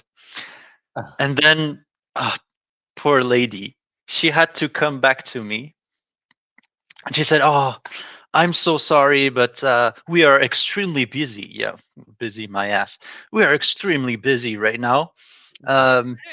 It might take like an hour before we can service you. And in my opinion, that was a subtle message for You mean that was a straight fuck off. no? Yeah, and but I was determined. I was like, fuck yes.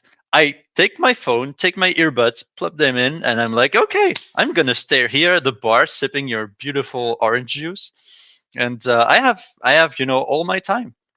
Just an hour to wait for the Royal Oak to come out? Yeah, no problem. I was like, yeah, no problem. I mean, But, I've like- sat on rides at Disney World that didn't last very long, Like for longer than an hour.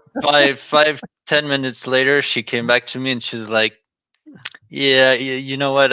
I'm sorry, but we're not gonna take care of you. You have to leave now. Like directly like this, just like that. You have to leave now. I was like, what? What the fuck? So what was it like from the time that they notified you had to leave to how you felt when you left, when the door left and you closed the door leaving that day? How did you feel about the brand? And have you come back from then? No. Oh, yes. Way, So before you proceed, can I say this?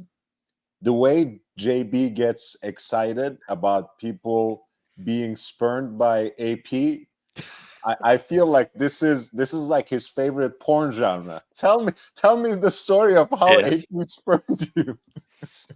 That's sick. That's not true. Go ahead. So so when I left, I was like, okay, so I am never gonna go into a AP boutique ever again. And for a year and a half, that was true. I never went into this boutique ever again. That was like, fuck these guys, the piece of shit fuckers. They're not gonna get my money. They're not gonna get any of my interest. I don't give a shit into this brand anymore. Piece of shit, trash brand. When they called you back, what did you do? They didn't call me back. Actually, they didn't. You went back on your own? No.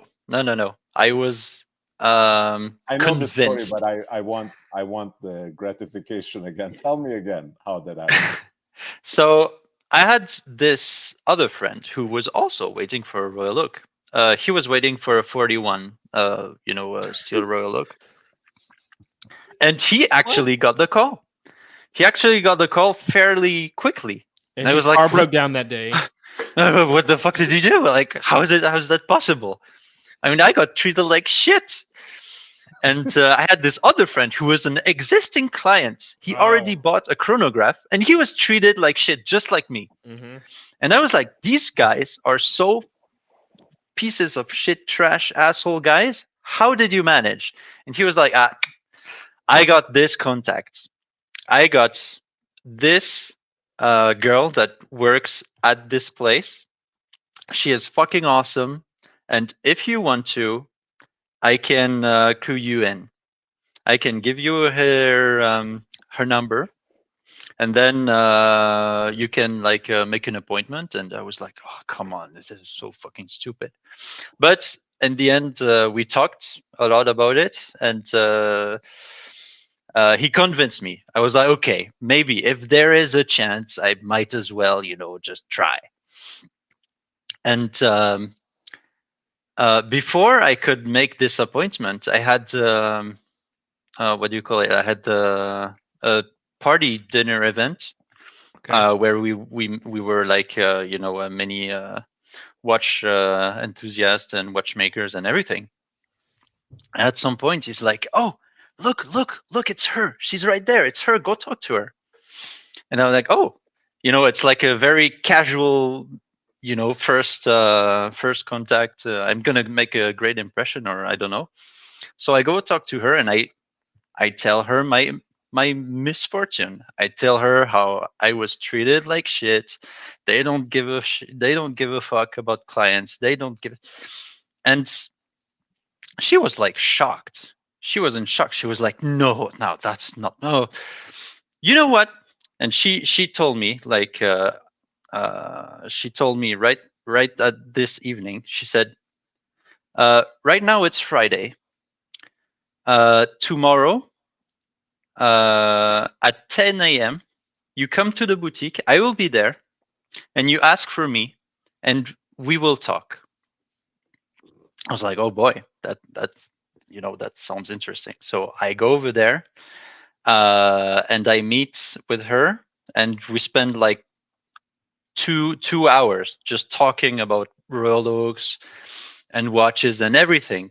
Just a genuine, very, very, very nice experience at the boutique. And I'm like, wow, so you are pretty awesome. Right. So can you take my dossier instead of the other asshole that doesn't want to, see my face? She was like, yeah, I'm gonna make whatever is necessary, and I'm gonna take care of you. And that was in July last year. And in October, I got the call for my watch. So like Wow. three months later. See, it's not what you know, it's who you know, right? Making those Exactly. connections. And then I was like, holy shit, this is like, it's unheard of. It's unheard of. And They so completely gonna redeem say your friend- themselves. And I in thought you were fact, going to say your friend was fucking the pretty girl who was handling your information. But then you said another girl, whatever. See, she just navigated you right around to code 1159. Nope. funny enough, Swiss, again, being very much a man of his own taste, he wanted the reference 15550 in white with a white dial, right? Yes. Oh, But yes. So before I met the girl, so the watch eventually. But wait, The- tell the- the the- entire story. Yeah, go ahead. yeah, the watch I wanted was the white dial. So the 37 millimeter Royal Oak 3-hand white dial. Easy, simple. But 50th anniversary, though, need to say, right? I don't give a shit. No, because when I was on the list, it was like 2 years before, so Okay. it was It wasn't the quite previous all one. the bells and whistles they put on with the anniversary. No, I don't give a shit about that. I so in the meantime, the watch got discontinued. They discontinued the white dial, and they didn't even tell me at the time before I met her. They didn't even send me a message, didn't even send me nothing. So when I met with her, I was like, so I mean, this watch is non-existent now. So am I waiting for something? And she was like, no, you're waiting for nothing. I'm like, well, thank you. Thank you for Wowza. telling me now, like 6 months later. So if I never, met her, I wouldn't even know that I'm like on no list anymore. And I'm like, shit. So what now? So she looks at me and she's like, well, you have to choose a new color. Okay, what are the options? So you have boring black, boring gray, blue that is it is a very bizarre blue, very deep and like petroleum blue, which I don't really like. And this only leaves the light, the sky blue, this one right there. And I'm like, okay, so this is the one I want. And she was like, It's are you stainless. sure? Because that's gonna be very hard to get, right? It's like the most in demand watch of this category. I'm like, well, I mean, yeah, this is what I want. And if I have to wait, I don't know, X years for it, I'm ready to wait. She was like, okay. So she puts me on the list for this watch, and as I said, like 3 months later, she got it for me. Amazing. I mean, that That ended is well. very amazing. That ended better than I thought. It ended very well. And then I have Congratulations, by the way. I another mean, one. working it through and the persistence of that, Yeah.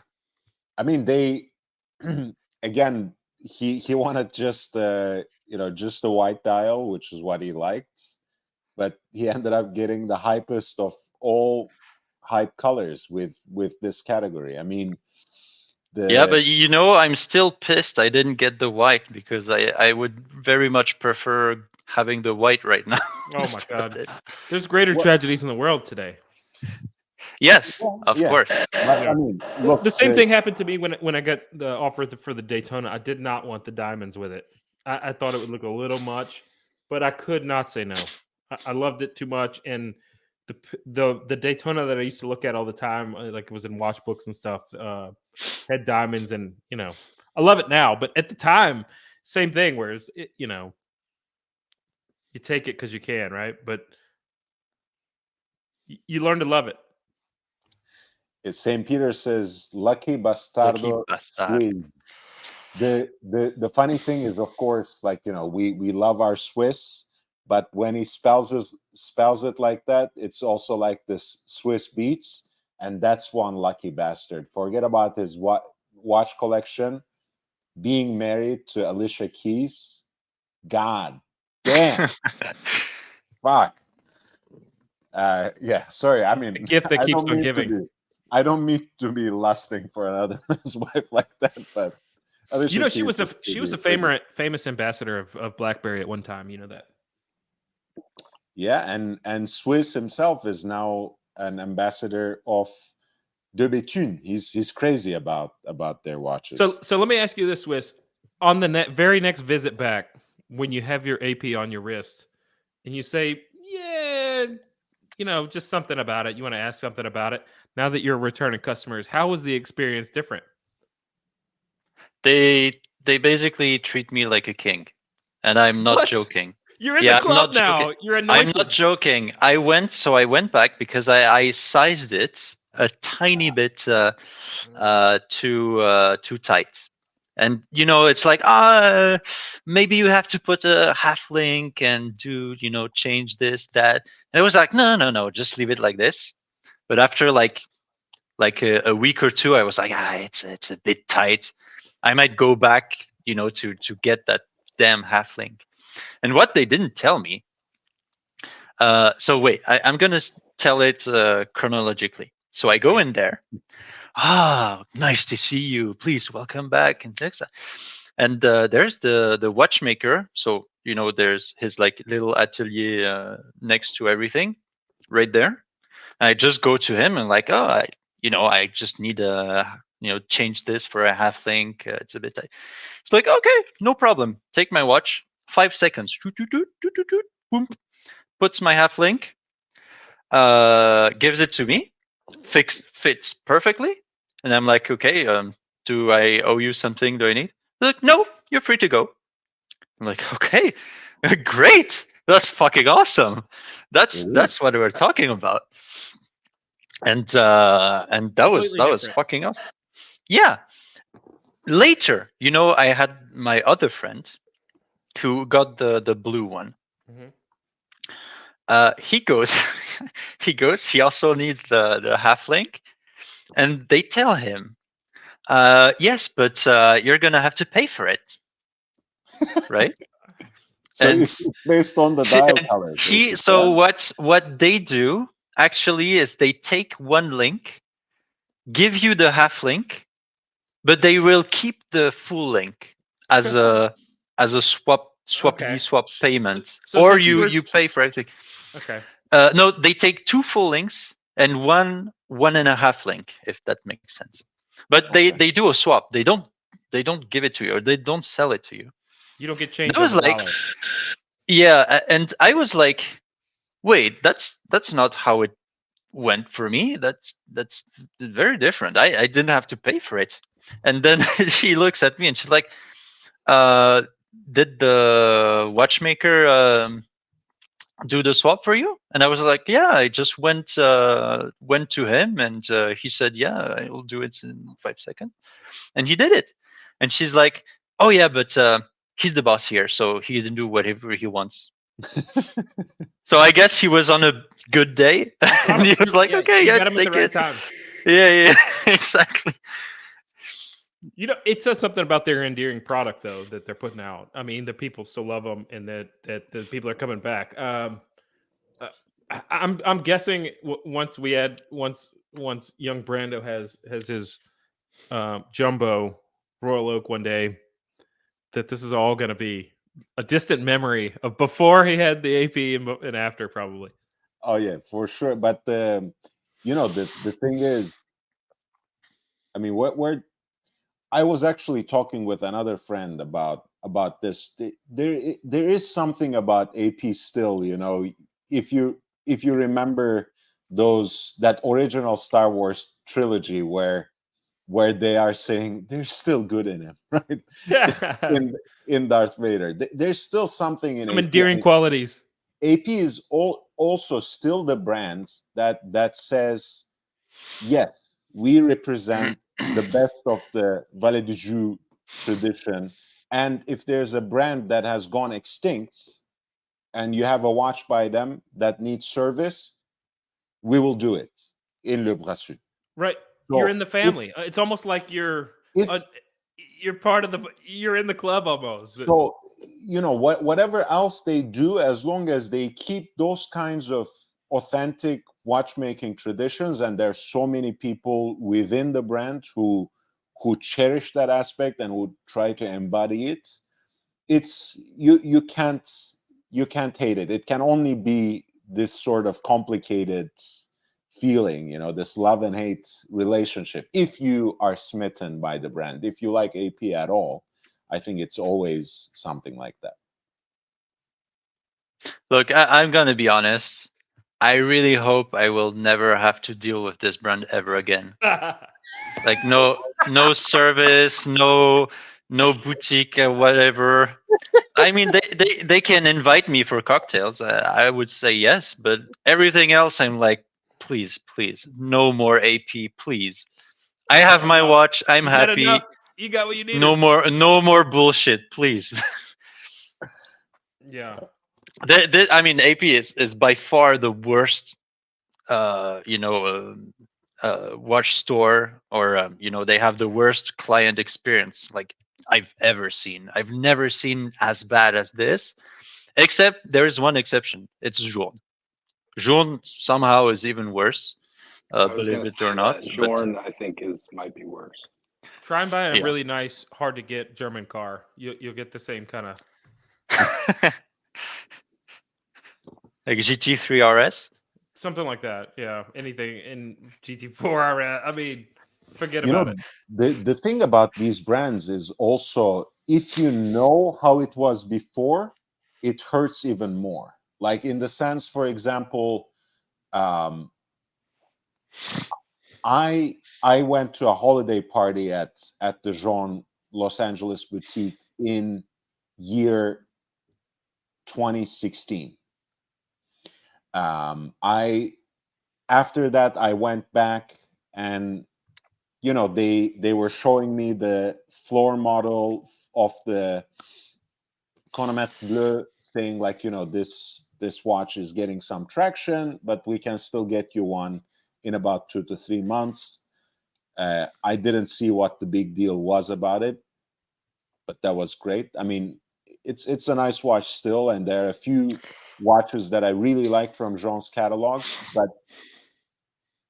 that's not a door I can reopen, for example. Much like AP, I used to, you know, the Beverly Hills boutique, I used to just walk in and they would have, not in the safe, they would literally have the pink gold version of the 15202 sitting there for months. You could take it out, you could look at it, you could put it on your wrist. They would still not let you take pictures. That was their strict policy at the time, which even then grated us the wrong way.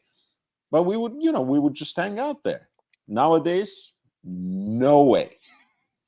So knowing, if even a little bit before, and you don't really have to be an OG, old school, all the way back to 90s, even just, 7-8 years before, and experiencing it now, it rubs you off even more. It cheeses you off even more. So Swiss, when you bought it at retail, did you feel like you won the lottery? I just bought this steel piece. I mean, you kind of did win, right? Through, what did that feel like? I was happy it was over. I was happy it was finally behind me. Okay, all yeah, right. yeah. It was a fucking nightmare, to be honest. Swiss Until is- I met this sales representative. It was fucking nightmare. But you And just kind of had I to. was at fed that up. time I you was had to- I was really thinking, I'm never gonna buy this piece of shit, and they can go burn to hell. I don't give a shit anymore. Yeah. That's amazing. Swiss- Congratulations on getting it, and it sounds like you love it now. Oh yeah, Swiss is thanks. unironically, by the way, a very Swiss person. I love this attitude. Oh, I don't know if he showed it yet. So JJ was thinking of buying a Patek. Which one? And I don't know if he showed it, so maybe I cannot say. But buying a Patek, and he's like, oh, he shows me the watch, and then he shows me a Hulk and Daytona that he both own, and he's like, which one should I sell to get this Patek? The Hulk or the, just asking my advice. And I respond, this Patek fucking sucks. And he's like, what? That's terrible. Why would you say that? But I think in the end, he did get his Patek. He's very happy with it. So that's good. That's good. This is, by the way, the jam set version of the music edition that we were talking about, the Aventurine dial, the same kind of jam setting that they follow in the Rainbow editions, and of course that's VU meter. Am I the only one who thinks that the gradient of the Rainbow is not that good? With in this picture, perhaps I have another one. Maybe. Do we have like a real picture of that one? Yeah. Where the dial looks less impressive, but the stone's a little better. Let me see. But go on, Swiss. Yeah, I am always very honest when people ask my opinion on watches. I'm not gonna kiss ass because you're a friend of mine. I'm always giving face up, straight opinions. Some of the times that the gem set doesn't quite come through in the pictures, right? You seeing it in person and how the light kind of glistens off of these. You're catching it at one frame right here. Oh yeah, of course. And with with stones, it's very hard to get good. I know because I have a watch that has diamonds. So St. Peter has a correction, and he's right. There is gradients, but it's not a rainbow. Gradient matches the equalizer scale, the VU meter. And so this picture is a better, like the real life picture on this beautifully hairy wrist is a better replication of that gradients, I feel. I didn't know your brother got a music edition gem set. I have much more hair than this brother. Let's put it this way. Unfortunately. Yeah, Hawthorne Smash is one that has the. I think he's got the 42. One thing I don't like about the music edition is that they did come in, a small. They got the ladies version and the one that may be a little too small for a lot of people, and one that may be a little too big for a lot of people. So, they've got the polar. You see that in the Yachtmaster line where you've got a 37 and a 40. You're looking at it sometimes when you see it on a wrist, and you don't know if it's the woman's editions or not. In this case, you've got 5 millimeters, so that one's considerably bigger. But for the normal AP Music Edition, I mean, do you really care if it's like the women's edition? If the smaller one fits you best, would you buy the smaller one first? No, but the fact that they come out with two of them, you don't. Maybe it takes something away. I don't think so. I think it's smart. More people can buy or watch. That's actually very interesting, and it's a detail that did not escape my mind.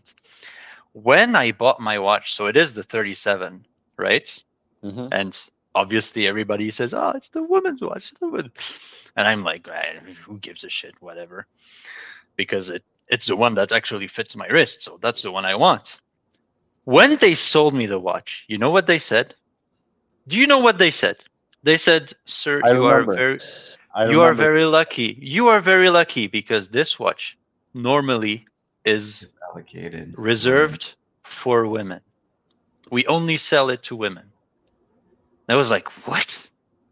That is not smart at all. That's Yeah. terrible." You want to keep Yeah. it open. Yeah, I don't. Why, You like, see, pigeonhole that is something the I market? don't understand. I don't understand why you would think like that. To be I would be the fair, by the opposite. way, going back to the different sizes of the music edition, they do have, again, they do categorize it like, feminine, masculine kind of thing, but they have always had that disjunction between the smaller sized offshores, which would be around 37, 38, and the larger size 42, 43. So it's they do have that kind of wide gap, JB, as you pointed Right, out. and you It's see not- that in the it's not Datejust just as the well. music It goes all the way from what 26 all the way to 40, 41. 41. Yeah. Yeah, and so some sport watches, but on a music edition Royal Oak, that it was just it was surprising to see that both they came out with both sizes. I like them both. I mean, I bet you that the smaller one fits me better than the large one. There you Like a go. massive offshore looking, but And it's probably going to be less expensive. Win-win. Mhm. indeed. I mean, if Oz was if Oz were here, if it weren't past his bedtime, he would have backed me up on this. But sometimes, I like, in terms of my own style, I do like a sense of proportion. I do like usually the smaller watches.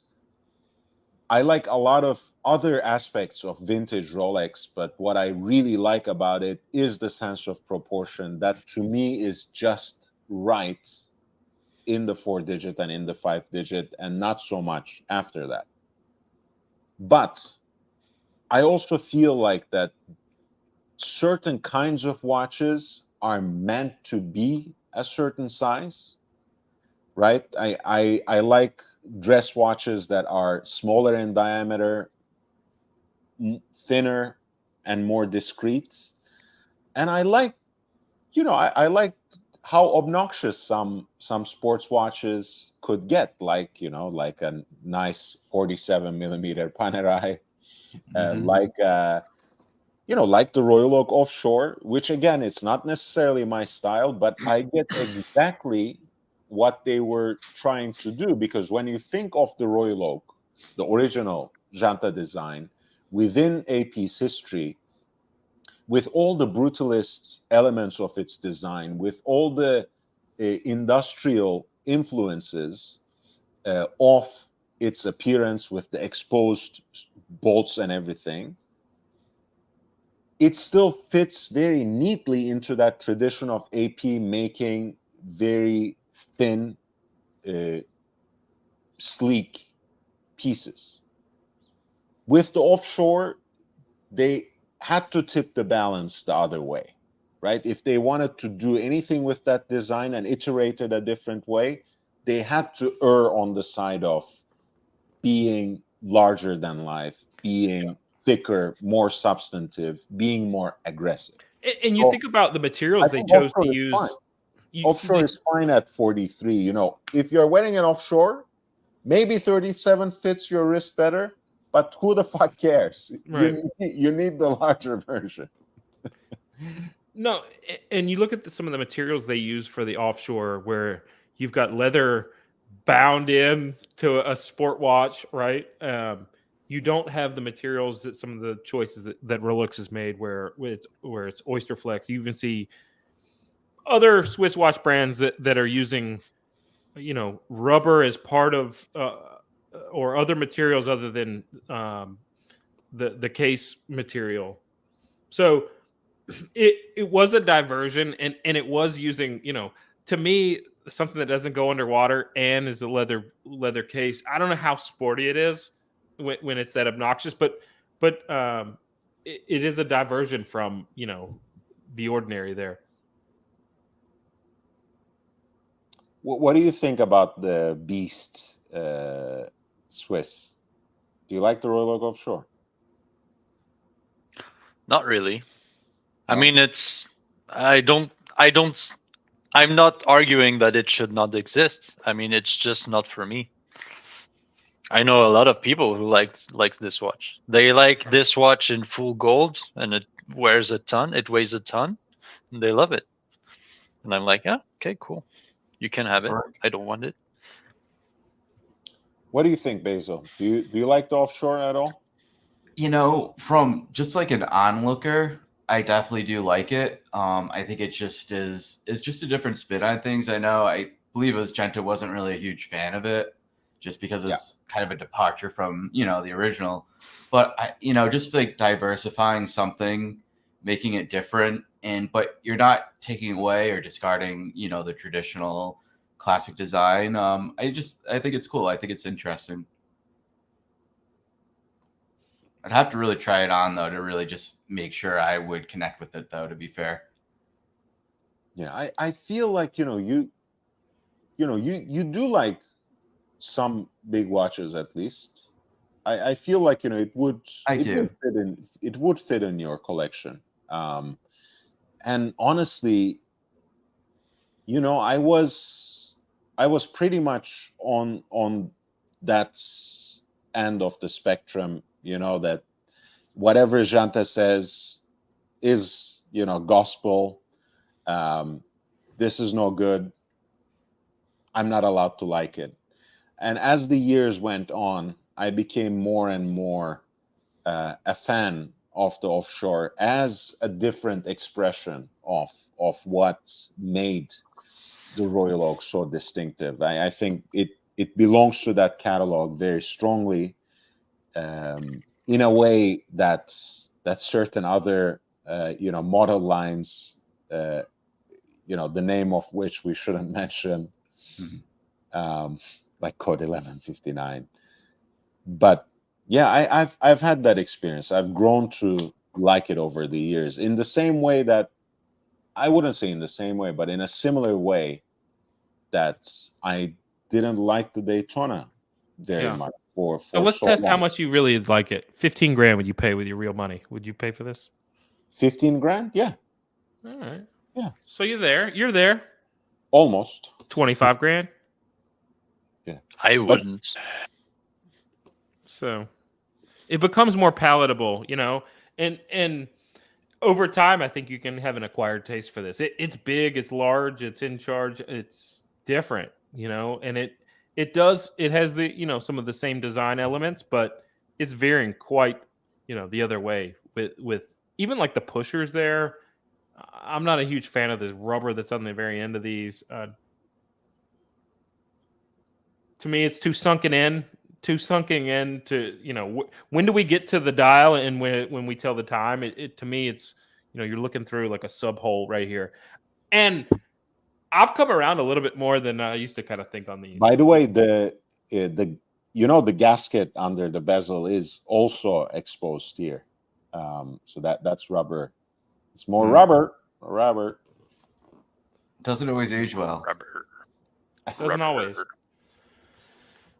But how iconic was Archie sending in for service with AP, and he's swearing that he's never going to have to deal with this company again. You have Swiss now proud buying it at retail. No, I would never want to deal with this company again.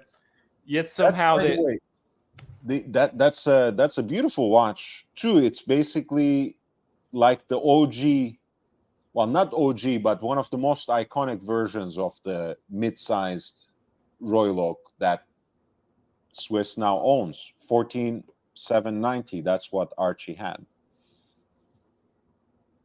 He had a 14790. Yes, sir. Oh, he got rid of it? Yeah, and he sold it for like peanuts before Mhm. before the Damn. Royal Oak You know, hype I was really. thinking of buying this on the secondary market at some point. Because I was like, I'm never getting my Royal Oak, so I might as well buy one of those. And I think they are really nice. They have very nice proportions. The white tile one is amazing, and there is Not a bad you know, deal. It's not a the bad deal. full, you can get the full gold one. I think today for like 35 to 40, you could get the full gold. Yes. There is a ton of different variations of the dials, of the indices, of everything. Movement inside is well known, used by many brands. Movement. It's it depends exactly which generation with AP's numbering, but originally it's the JLC caliber 882 line 2, I think. It's the one that's that was in the first civilian version of IWC's Mark pilot watch. I think Mark 11 is powered by this.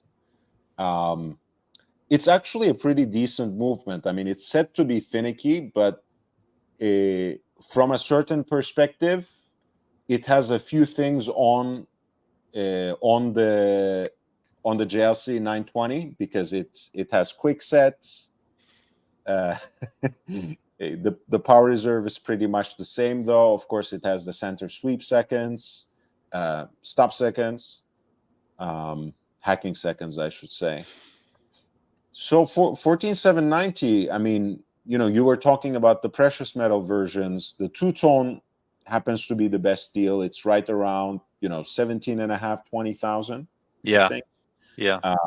For a little bit more.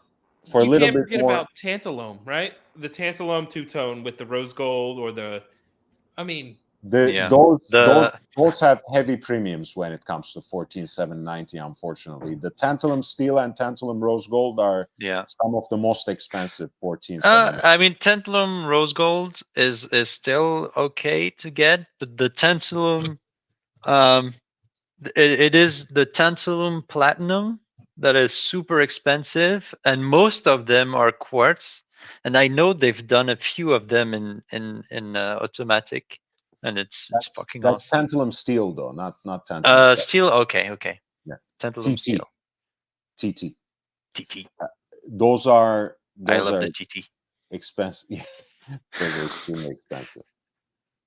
But look at it. Look, it looks so fucking great. See, that is a great looking. That's where it's at. Look, automatic. Look at that. I want that. I want this so bad. Look at this. That's fucking great. You're gonna hate me one day for mentioning this on the stream. Why? No, just because now this is the new chase, right? No. I like, you know, look, ideally, I would love to have like a three-piece Royal Oak collection. I would love that. Like, I would love to have a jumbo. I would love to have something in precious metal, something in two-tone, you know, that two-tone one, or one of you know, one or the other could be something complicated, like the owl, you know, the day-date moon phase, something like that. Or how about the Mike Tyson, the black? Oh. I'm sure I wouldn't be able to swing an AP Royal Oak perpetual calendar ever in this life, so I'm not even gonna pine for it. But you know, yeah, I can see myself pulling off a day-date moon phase, the 25-5-94 in two-tone. You know, so I would like to have more than one Royal Oak, to be honest, but I do want the jumbo more than anything else, of course, which, I mean, makes me a basic bitch basically, but it is better. I've got to sign off. It's good to talk to you, and congratulations. You know, I'll put this in the mail for you, and I can't wait to see it on your. Thank you. Do you have my current address? I'll get it. Okay. Not a problem. But thanks for all the hours and effort, and you know, I'm a big fan. Swiss and Basil's good to talk to you and be with you guys on the stream. Always a pleasure. Likewise. Good to see you. Likewise. All right, take And care, I'm guys. actually gonna. You too, man. I'm gonna be heading out actually as well. I'm definitely feeling the late night burn, and I gotta get up. So I know, pleasure and as always. you are 1 more hour ahead compared to JB as well. So I completely understand. Cool. We'll have to do this again soon. Thank you so much, man. Thanks for jumping on the stream, and as always, thank you so much for your support, Basil. Thank you. You bet. Good night, guys. Bye. See you. Swiss. And there was Hey, it's just us two now. Yeah. Yeah, so do you happen to have your Royal Oak at hand? Can you show it to us? I've never seen it. from I you. don't have a camera. I don't Ah, have man. a camera working right now. That really sucks. Rip. Yep. Basil's Bezels. Thank you, Basil. He's a member to 1999, calling it a night. Congrats, young Brando. Great seeing everyone. It was great seeing you too, man. Thank you so much. Yeah, but as you said, I got it. I'm very happy about it. I wear it every time. Yeah, Way it- more than pretty much any other watch, except for another one. So Wow. So it's become basically one of your favorites almost instantly. yes, yeah. Wait, what's the other one? Are you allowed to share? Yeah, it's that? the Moser. Nice. The Moser. I remember Remember the one with diamond bezel? Yes, it's the. I'll pull up a picture of it because it's the It's Bukhara the blue. Bukhara blue, yeah, Bukhara blue. This one's just stands out. I love how it stands out, but it's not, like in your face. And it's a very subtle way of standing out. And this one, you really have to see it in person to be able to judge this watch. Because I thought it was nice, but when I saw it in person, I was like, dude, I need this watch right now. And it took me 2 years, but in the end, I got it. Was it both the rotor weights and the balance bridge that's in blue, Yeah. or just the balance? Yeah. Mm-hmm. Yeah, I think I found it.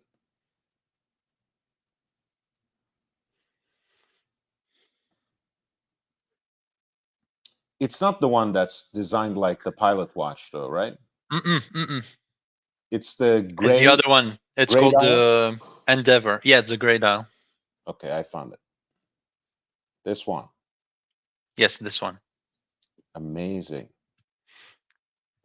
JB, thank you so much. A member of the channel, also $49.99. Very generous. Congrats on 2 years. Thanks for having me on. It's my absolute pleasure. Thank you so much. Yeah, this is a great watch, man. I Yeah, don't. so this is basically the entry level Moser, but it has a diamond bezel. It is smaller in size. It is 38, and it is in steel, so it doesn't cost that much compared to the other ones. So it was a win-win-win. I love it, and I wear it all the time.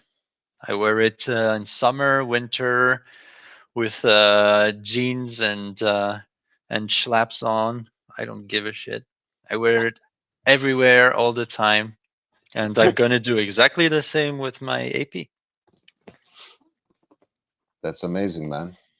It's it could be. I mean, I know you have many other great watches to make up your collection, but in a quote unquote nightmare scenario or in another life, this could be a good 2-watch collection as well.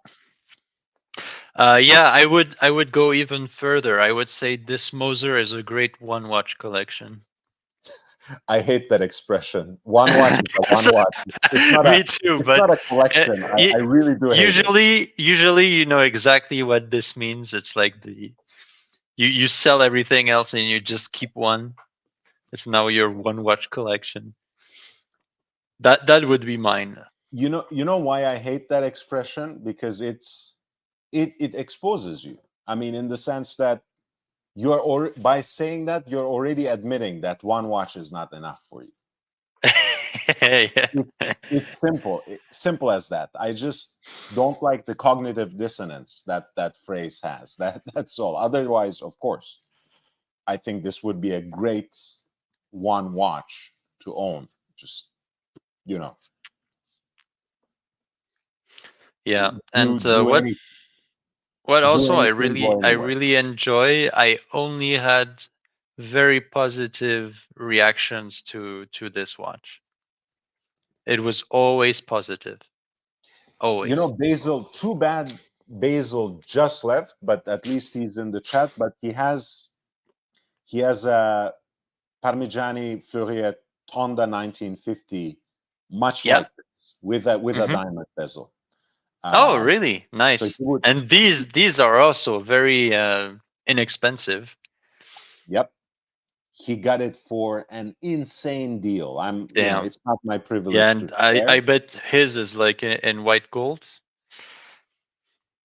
Because mine is in steel. His, it must be in white gold, and it has a fantastic movement, and it looks great. And I'm gonna say it again. At some point, I was thinking of buying this Parmigiani Fleuriet, the American 1950, because it's such a great deal. I'm looking at it on Chrono 24. I'm like, dude, it has like, you know, there are some with like meteorite dials, and it costs nothing. And I'm Those like, are sexy. And the thing is, yeah, by they the are way, very sexy. all those deals that you are seeing on that Tonda 1950 with the diamond bezel, Basil got it even much cheaper. I mean, I cannot tell you it was. But He got it is at the Walmart price. yes. Oh, that looks really nice. He has it with the black dial like that. That Amazing. looks sexy. I love it. Amazing. And You see, but let's bring up watch. the meteorite ones. Please go ahead, though. Yeah, what is very interesting with that that Parmigiani. So it has its very own style, just like the Moser. It has its very own style. No other brand like repeats this kind of design. It has its own hands. It has its own style. The case is interesting with those big lugs that stand out. Yeah, The shoulder. movement is fucking great. Oh, by the way, did I mention that in my AP there's a Vaucher movement? I was going to say Oh, that. wait, You don't have wait. to. Did you hear the news that Vaucher and by extension the Parmigiani group is for sale? I want you to, you know, I want us to talk about it, but I was gonna say, you know, the minute you said I pined for a Tonda 1950 at some point, I was gonna say at least your AP has a piece of Fleuriet in it. I was gonna say, but you know, I can't always. I have a friend who has a Tonda PF, one of the new ones. He has the what's it called? The GMT Rattrapante. Ah, that's great watch. Great watch. Yeah. And every time I wear my AP and he wears his Tonda PF and we meet for a lunch or something, he's like, so we basically have two Parmigiani at the table. I'm like, yes. That's true. Pretty much. But yes, let's talk a little bit about this. I wanna pull it up as well because I talked about it 2 days ago because it is something that I think comments or says something about the industry in the long term and in the short to mid term too, because We don't know the details exactly yet, but it seems the entire ecosystem that they built, in the sense that they are vertically integrated manufacturer, from cases, parts, the movement manufacturer, which goes by the name Vaucher, and Parmigiani Fleurier, the brands. Everything is up for sale, whether it is all of them at once or separately. That's not entirely clear to me. And when it comes to Vaucher specifically, of course, we are talking about a manufacturer that not only makes all the movements for Parmigiani, but also makes movements and has made movements from anyone, counting AP, Richard Mille, So many other Hermes, brands. So many Bulgari, other brands. you know, so, you know, so what do you think is going on? Because they had this idea of selling the brands before the, pandemic era, and the small wave of hype that they rode on with their new CEO Guido Terreni, and the increased popularity of Tonda PF. But it seems at the end of the day, even that wasn't enough, and they went back to square one, and they want to sell the brand. Sandoz Family Foundation, which is the trustee of this brand, and in fact the entire vertically integrated manufacturer, wants to move on from horology. What do you think, Swiss? Yeah, I mean, I think they wanted to move on since a long time, and now since a year or two, maybe 3, they have been having positive numbers. Now they think that the brand is attractive enough for someone else to buy. So you know what they say: buy the dip and sell when it's at the peak. Then maybe they think, oh, now we have to sell it because it might, all the hype might disappear just as quick as it came. So maybe they think now is the time. Honestly, I don't know who would buy that, because it has to be a crazy merger that's gonna happen. I mean, just the Vaucher manufacturer is one of the biggest supplier of movements for high-end watches. So yeah, that would be a crazy move for another brand to pick it up. Like, imagine if AP buys Vaucher. That would be crazy. They bought Renault et Papi, now they buy Vaucher. That would be crazy. Richard Mille is going out of business. Yeah, exactly. Next they buy Richard Mille. That's it. Well, they already have a 10% stake in Richard Mille, so they just might at some point. But the joking aside, the thing is this, like you described it, it's actually a kind of common refrain when you think of it cyclically, and when you think of the, what do you call in French, longue durée of horological history. This is exactly what happened with a lot of brands that are held in luxury conglomerates now. It was Investcorp that made Breguet profitable again. Swatch Group picked it up.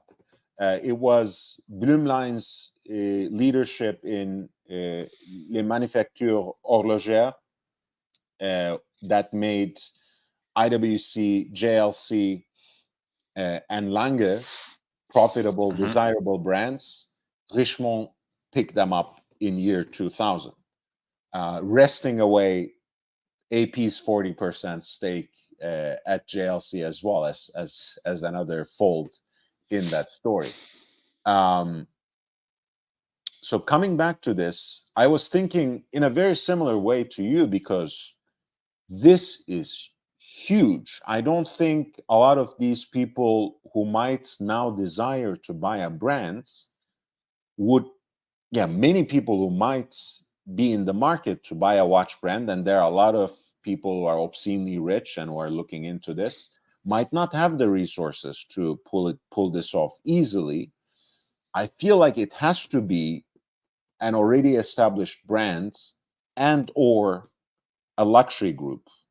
I was thinking imagine like LVMH or something Hermes. like I this. think that was my candidate. Hermes, Hermes, maybe, Because, maybe.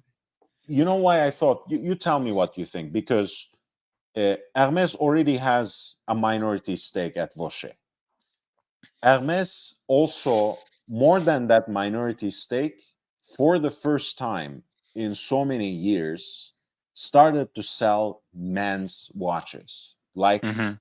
the HO8, like Le Temps Voyageur. And by sell men's watches, I don't mean having men's watches on their catalog, but actually selling the fucking things that they produce. So for once, they have a selection of men's watches that are desirable, that are in demand, that don't necessarily fly off the shelves, but that sell. And they're all built on the base of H1837, which is built for them exclusively by Vaucher. Mhm. They can't risk it. You know, if they can buy Vaucher outright, I think it's foolproof. It's a no-brainer. They have to go for it. But I think even at the level of the entire ecosystem, the vertically integrated manufacturer, from movement components to bracelets to cases to Parmigiani Fleurier, they just gotta buy it. They can't afford to lose it to anyone else. Yeah, What do you interesting.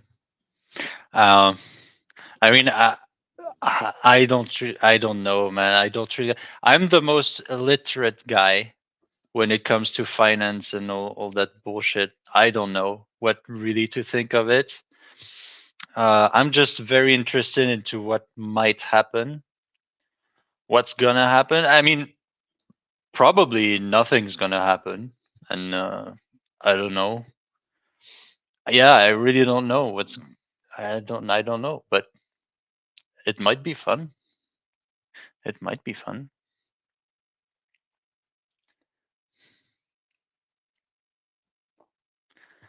Loose Tooth was saying, I saw a Parmigiani Toric perpetual pop up on Chrono 24 and Sotheby's auction in white gold circa 2010 today. Looked interesting. The Toric perpetual calendars are also a great deal. They used to be even better. The one of my favorites is the Kalpa Hebdomadaire, the 8-day power reserve rectangular movement. Do you know this watch? That Yeah. has to be my favorite Parmigiani. You know which one I like? I like the one with the pantograph hands. Oh, Yeah. Talking of stupid, useless complications, but I don't know. It's just so funny. I love that one. It's let's bring both of them up in quick succession. That's also an hebdomadaire, by the way. That's also an 8-day power reserve one, but with the chubbier egg-shaped case. So this is the model that Swiss was talking about with the pantograph hands. They literally, like, they elongate, and so and as contract. they travel across the dial, they contract and elongate, as Swiss put it. You have a power reserve indicator here through a cutout at around 12 o'clock, and a dates indicator here that's also shown through cutouts. Hebdomadaire, it happens to be the French word for weekly, right? In like Charlie Hebdo, for example. Uh, but ironically, it's like the Beatles song, 8 days a week. So this actually has 8 days power reserve, even though it's called hebdomadaire. And the architecture of the movement is beautiful too. Like it looks like a horological conception of the sky or something. Yeah. Clouds and yeah, beautiful, beautiful piece.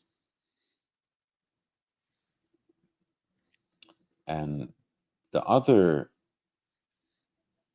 hebdomadaire that I like a little more than that. Let's see if there's anything. They don't have it exactly in the configuration I want on Chrono 24, but I'm sure we can see it elsewhere.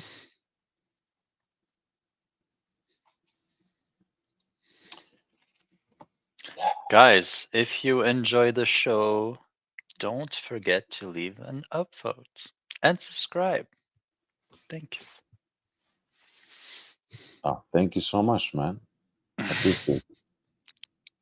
I feel like a real YouTuber, saying this. Smash the like button. Yeah, so this is the one that I like the most, with that single Breguet numeral at 12. Yeah, interesting design. It's a very, like, for all the Art Deco watches that we like, right, in terms of Cartier and Jaeger-LeCoultre's designs, this is a huge watch. It's big. It's probably too big for my wrist as well. I've tried it on a couple of occasions, and I've always wanted to absolutely love it, especially because it was dirt cheap when I was first looking at it. But I just thought it was too large. But I should have.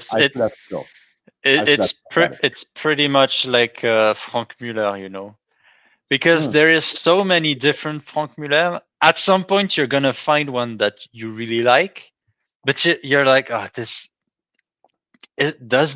Can I really pull this off? Is this gonna work?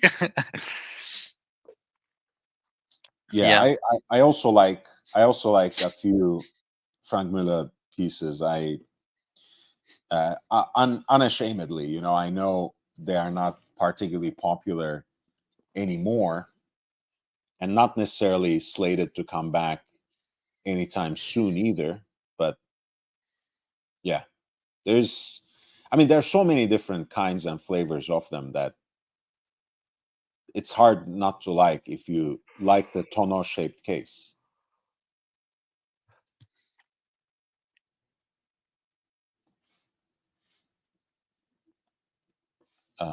This is my favorite version. Perpetuel.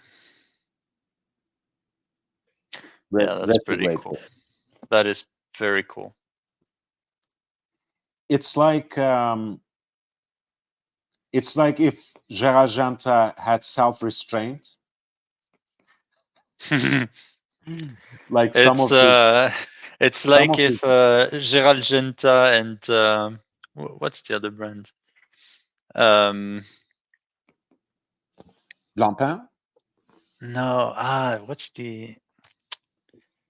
I just forget the name of the other brand. Oh, Daniel Roth. Okay, Gerald Genta and Daniel Roth had a kid. Watch. Cool. Yeah. The reason I said that is because under his own brand, he had a lot of these complicated pieces, like the Cansonnerie, for example, that had a pyramidal case, right? So the stepped bezel here reminds me of that. The fluting is so fine and so beautiful, so subtle here, but so eye-catching, like, you know, when the light hits it just right. I like the, you know, levels of contrast and, you know, subtly different types of finishing on the dial as well. You know, you have that guilloche center with their grain d'orge pattern, Mhm. and you have then that downward facing crescent, which is like circularly brushed for the retrograde date indication. And then,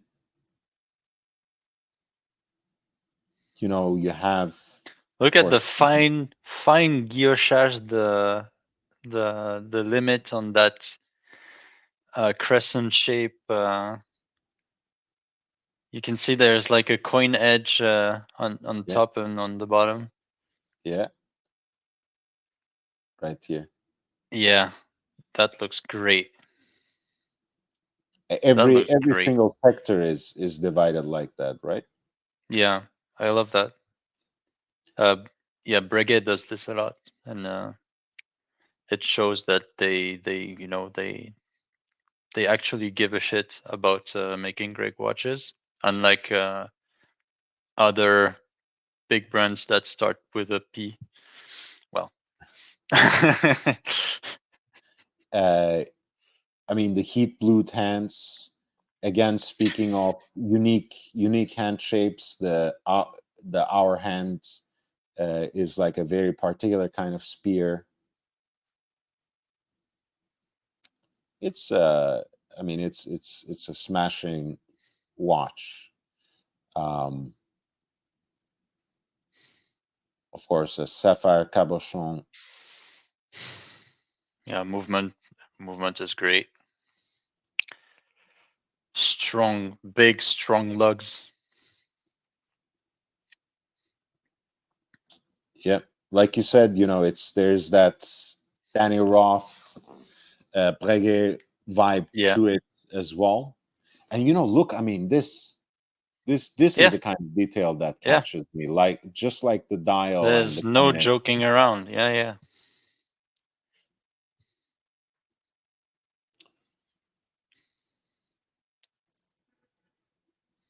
yeah, and Memovox has the reference right there. The toric cases are great. Toric actually is a very specific reference to the Doric columns that um, have, of course, the ancient Greek roots, but were used in Roman architecture as well. So the case from the front is supposed to evoke the bases of those Doric columns, hence those steps.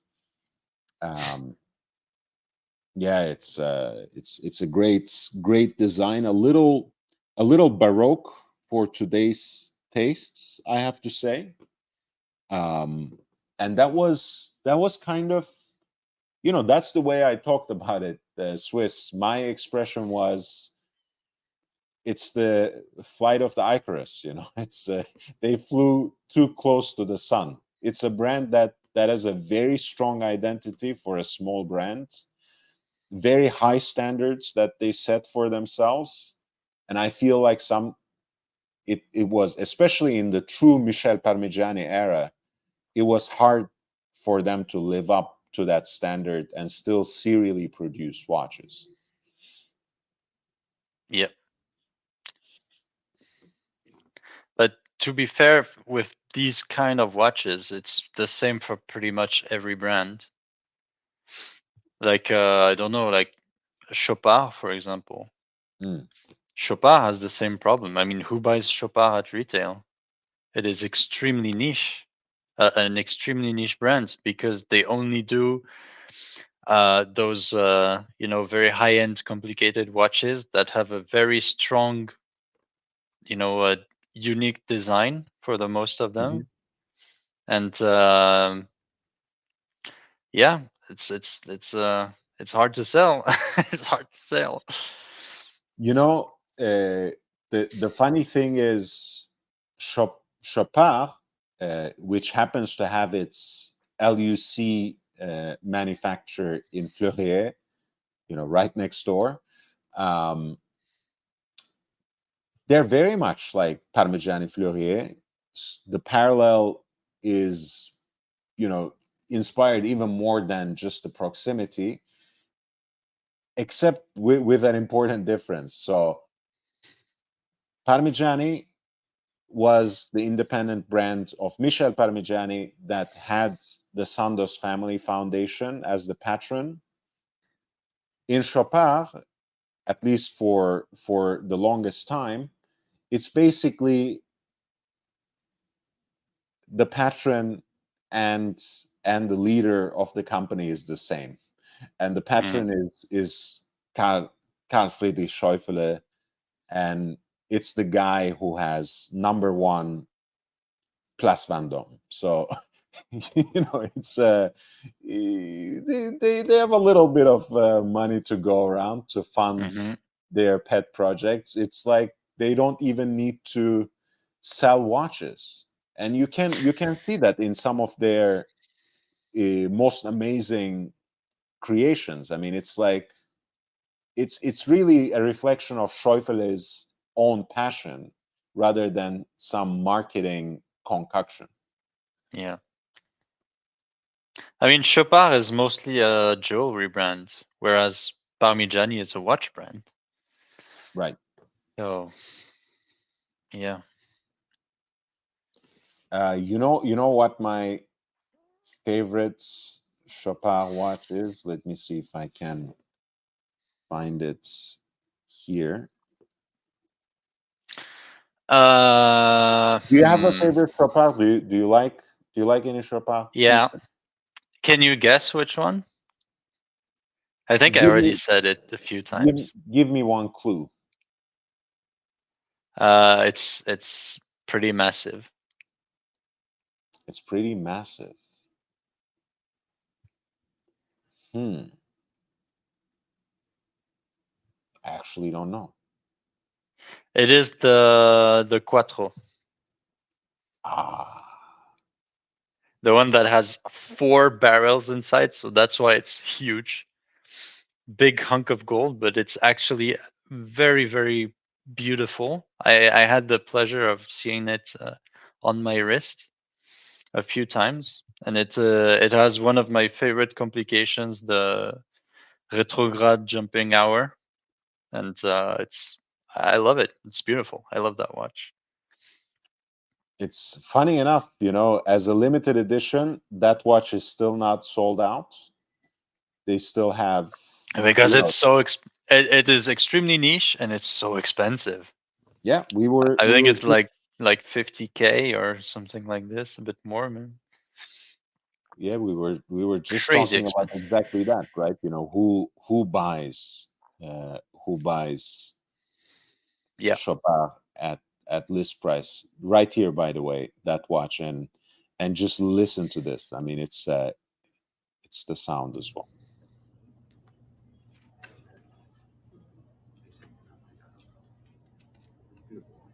Did you hear that? Nice. Like the shutter click? Nice.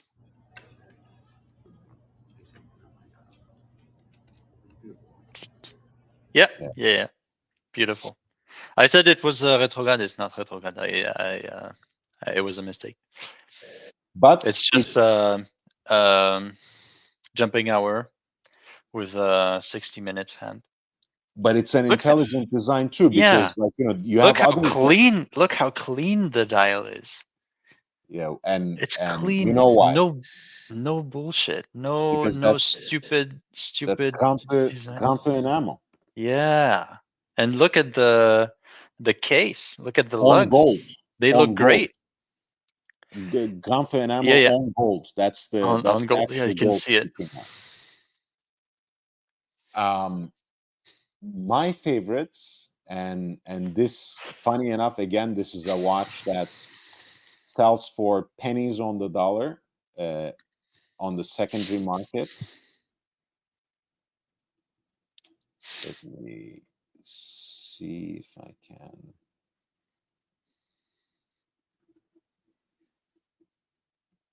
It's a tourbillon. Can you guess it?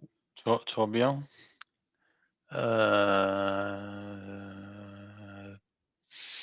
Nope. You have to show me. Oh. Oh, I completely forgot about that one. That is a crazy design. It's just so out there and so unlike, so unlike anything that I usually see. It's I love it. What do you like this this bracelet? It's like what they try to make a tire bracelet. No, actually, they made it like the seats of luxury sports cars. Like it's Oh, not okay, like a okay. tire. Ah, so you can put your button on that bracelet and feel great. Does it have the heating too? Heating function and massage? I mean, for the price, I would assume. Well, honestly, the way you have been describing your Royal Oak, I feel like when you walk around with that, it's like the hallelujah effect, and the Yeah. panties are flying. That's how I feel. That's how I feel this watch wears on the wrist. I look. The reason I really like it is basically everything I like about this kind of design, like the double ellipse of Daniel Roth, like a lot of the reversal, tank centré, that sort of classically Art Deco inspired design, but taken to a wildly different direction, right? Rather than sticking to those classical roots, here you have a similar case shape to that, but a watch reimagined to look like a car engine, and the watch is just called Engine One Tourbillon. I just like it because it's nothing like anything else. It's very openly, it wears its automotive influence on the sleeve. The power reserve is like, how much gas do I have left? The orange accents on this particular version, the grill that flanks the tourbillon, it makes it look exactly like an engine. And the movement itself is again, even that architecture is fitting to that aesthetic.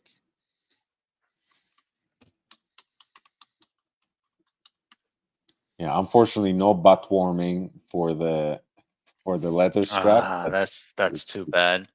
That's too bad. No, man. All right, let me show you something. This watch reminds me of another watch. Please do. Let me find. Okay, so it is actually one of the most impressive watch I've ever seen. I saw it at the AHCI event like 3 years ago. Let me send you a link if I can. Tuck. Did you? Wait. Oops. Okay, I send you a link Right here. in the private chat. And it is, I think, one of the better finished watches I've ever seen. And it shares kind of the same case shape of that Chopard that you showed That's me, right. right? It's like the arcade, right? Or Yeah. arcade rather, the lange, but with lugs, with more elongated and stylized. So this watch is made in zirconium. The watchmaker is called Bexey, and I think he comes from Hungary. Yeah, he's a Hungarian self-taught watchmaker. Well, a member of the AHCI. And this guy is absolutely amazing. And if you can, yeah, take a look at the movement. That is crazy. So Look the at bridges, the look at bridges are, the anglage, how huge it is, and how clean, how perfectly rounded they look. Look at that. and the bridges are, That's larger than Philippe Dufour. Philippe Dufour has smaller anglage than this. That's more impressive. the bridges are decorated in the same way as the dial. Yeah, too. yeah. Like this sort of hammered thing Wow. finishing. That looks great. And the bridges and the dial is what's that material? Zirconium. That's also zirconium. If I recall correctly, I think it is. Let me check in the. Okay, zirconium dial, blah blah. Wow. Movement due to mystery dark curves that result from oxidized zirconium. So yeah, movement is also made of zirconium. Wow. That is nice. How much does this set you back? I think it was 70K. And I could have ordered one. At the time, he was like, "Hey, don't you want to buy one?" And I was like, "No." Maybe I should have, because it's fucking great. I mean, honestly, also, you know, this is what independent watchmaking has become, right? I've seen lesser, you know, in terms of finishing and the aesthetics, the originality of the material. I've seen lesser independent watches that cost as much, if not more. Mm-hmm. So, you know, it's not my place to decide how it should be placed. To me, it feels very expensive, but I see that's the ballpark these days for any desirable independent watchmaker.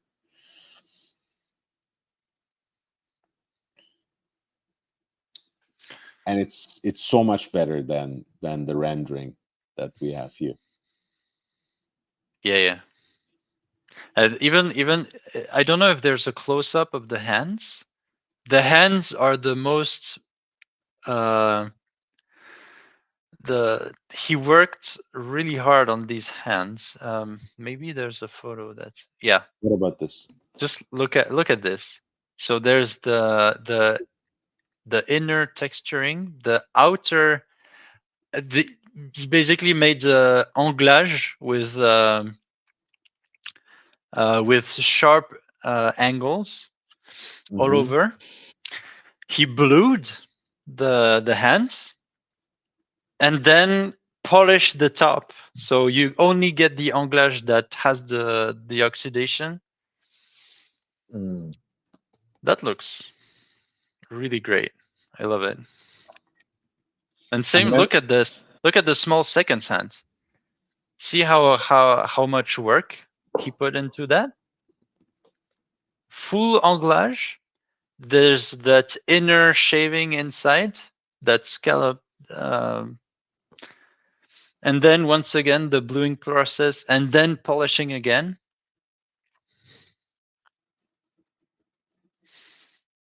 Wow. That is nice. That is nice, guys. Only on Young Brando's watch channel you get to see these kind of watches. Thank you, man. Because you know what? When I try to bring this up to the other watch channels, they don't. They look at me and like, "Hey, dude, what's that? What's this piece of crap?" Look, it's a self-selective group, because Yeah. Memovox in the chat says Bexay is my favorite younger independent watchmaker. So people know. Wow. I did not know him before that, but I'm completely transfixed now. It looks amazing. And I like also just beyond the case shape, I feel this material makes it look really like something. Just go a few photos lower. You have a better close up of the hands. Ah. Yeah. Look at that. That's like on 10 times magnification, right? Mm. Normally you would see all the scratches, all the imperfections, everything. So you can see, for example, on the tip of that hour hand, you can see a bit of dust here, Mm-hmm. right? But look at the anglage. The anglage is how perfectly shaped it is. Wow. And then the next photo, it's a close-up of the small seconds hand. Look at that. Look at the sharp angles. Look at this Man. on that tip right there. Counterweight. Yeah. Wow. Look at that. You know how tiny this little thing is? Now imagine having to make anglage and then do the bluing and then polishing and hoping everything's gonna be fine. Because half of the time you cook your thing to hell and it's you have to start over again. Wow. And I actually really like, so you see that the bluing here is not homogeneous. It's like Yeah. half light blue, half purple. Usually when you blue a set of hands or a rotor or I don't know what, you try to have the the perfect unicolor homogeneous hue of blue. But I don't know why here I think I really like having this this play of blue and purple. It looks great. I agree, actually. I mean, I do, you know, I love the heat blued hands, like the traditional, that particular like cornflower blue or whatever you want to call it, shade that they try to catch. But there's so many different variations, between kind of a maroon color to purple, blue. I think from that it travels to probably like a golden yellow after that. I need to double check that, but I love all the different shades that they can get out of that kiln firing process. Right. I think of all websites, of course, it's SJX that has a whole thing about how to blue steel screws the traditional way, and it has that whole spectrum in one of the pictures. Oh, I remember. that's interesting. You see? Yeah. So 320 centigrade is the gray blue, 290 centigrade is the dark blue, 270 centigrade is the purple, 240 is dark yellow. Yeah, and that's the quick version, because what they Yeah. don't tell you is there's the duration, and also there's the usually what you do when you put your thing in the oven. Sometimes you would rather have a ramp of temperature going up at a certain speed, keeping it at high temperature, and then you have to think of how you're going to cool your piece if you want to change the property of the metal or not, or it's crazy. It's crazy.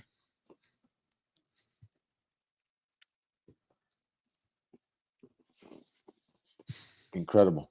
Yeah, I like this scala, and like you said, it's simplified, of course, because there are so many shades between these. But yeah, I can also see, something that approaches that slate gray blue. I would like to see an application of that too. Moritz Grossmann uses, of course, that strong shade of like maroonish purple Purple, pretty yeah. effectively. Um, Man, it's there's so many things, that so many different brands that we don't, I don't even know, we don't always talk about all these intricacies that we can delve into in so many different levels. It's I can't get enough of this stuff. It's I love it. I love it. Memovox says, check out the Dignitas Pure series. I think we were looking at a Dignitas project I don't know. XX. Let's see the Dignitas. Yeah, it is Dignitas Pure.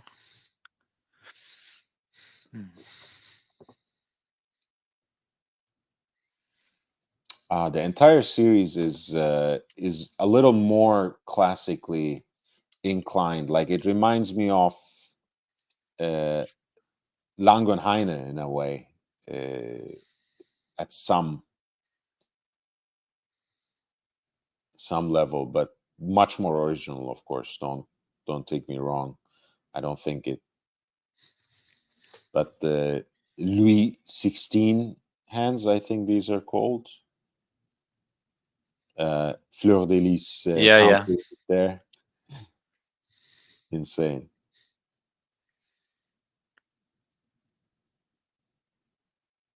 Man.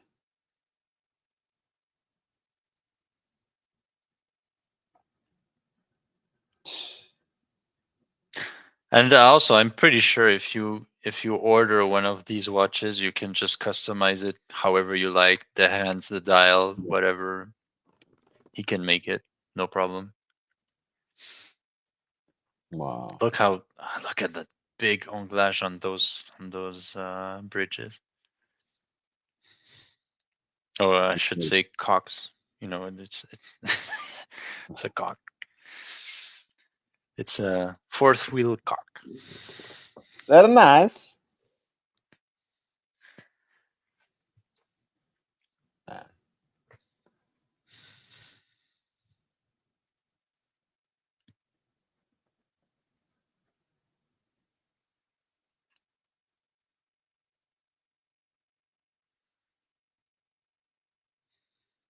Wow.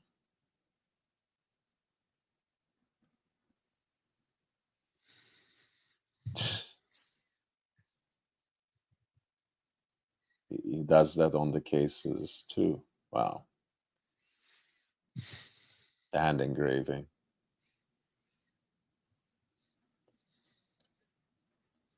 Yeah, this is probably, looks like German silver. The bridge. Yeah, looks like, yeah.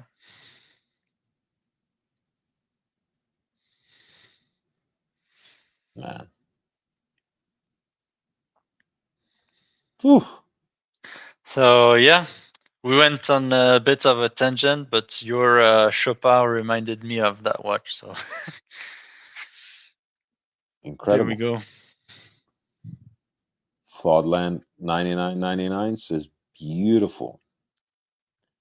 I agree. A lot of this stuff is incredibly inspiring. Is he based in Hungary as well, or is I think, he resident? Yeah. Yeah. That's very interesting. I mean, since he does absolutely everything himself, he doesn't really have a reason to be in Switzerland. That's true. I think. It's true.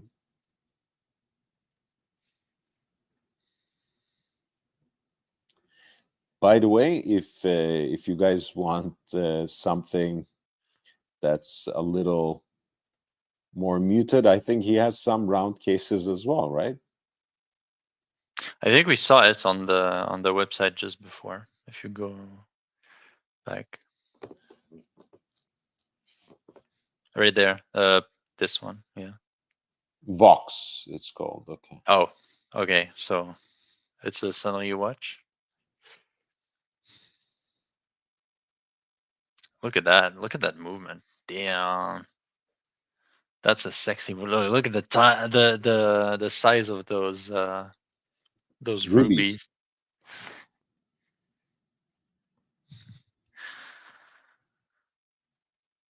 Look at the on the pushers. There are like those. what are those? Is it blue? No, it's cabochon. Is it? Is it It's, stone? it's It's sapphires. I think it's a multifaceted sapphire. Yeah. I mean, Because have cabochon, we ever seen this before? Yeah, cabochon means rounded, but yeah. yeah, it's a stone. Yeah. Have we ever seen something this shape before? Look, he even shaped the smaller one. Like gave it this tic tac shape, so Yeah. it goes with the pusher. Man. Oh, the guy does some great work. And the hands Look at the engraving on that center wheel. That's a wheel, guys. It's not a dial. It's a fucking wheel. Engraved. It's not just decoration. It's a piece of the watch.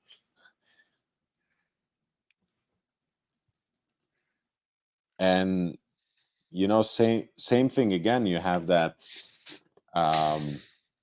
iridescent quality to the treatment of the hands. Like it's not exactly purple, not exactly blue, somewhere in between. Yeah, I like that. I know some people would say, "Oh, it's not perfect," but I like it. It's it's proof that it's handmade. Yeah. Also, it's the human touch. The Japanese, they love to say this: the human touch. The thing is Swiss. He shows you in every other aspect of the watch that he can reach or simply approximate perfection in every other way anyway. So when he does the hands that way, it's done purposefully, right? Not because it didn't come out the way he wanted it. So it's like you said, that then becomes like like a beauty mark, because everything else is so perfect.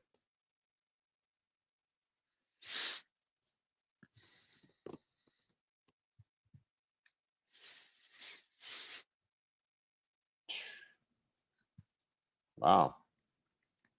And there's a there's a stone set there as well. For what reason, I don't know. But it looks like a slider, maybe to activate. It's to activate or silence the thingy I didn't realize. I didn't realize this was a ground console ring. Because there's a pusher, but I assumed it was, I don't know. Oh wait, no, now it's even more interesting. Look at the crown. There's a diamond in there. He gem set the gem. That's great. Now I don't think it's a gem anymore. Maybe it's just a very specifically shaped piece of blued steel, but then he put a diamond inside. Maybe, yeah. That is crazy. I mean, you're not gonna find this in the big brands. No.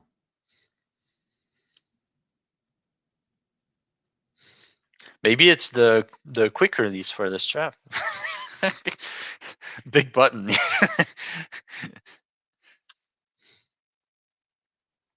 Because there's one on the top too. Okay, yeah, you're right. It's like a very nicely finished piece of stainless steel, heat treated in the same way, but set with a diamond.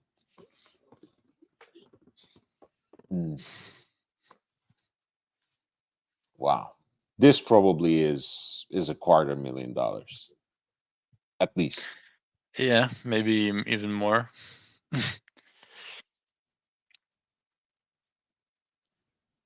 Fuck.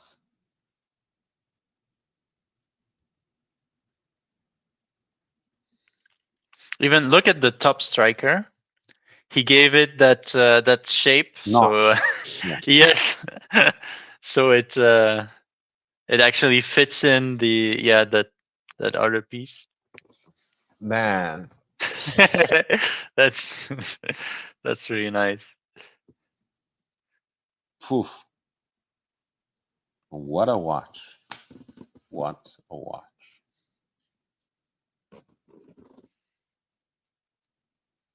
It's incredible. Wow. And you can see the balance. The balance, it has the two-tone bimetallic construction. And this usually is to have a better, to have it more stable in regards to temperature when it expands or contracts. Amazing. And I mean, even the solarization seems like it's higher grade than what you usually see on other brands. Yeah. Like you see that on the wheels. I mean, it has this hypnotic quality almost.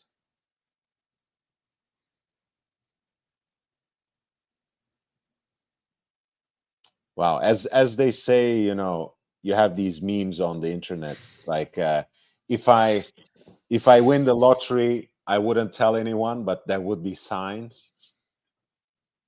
I think the sign of me winning the lottery would be like a big chunk of money being wired to Hungary.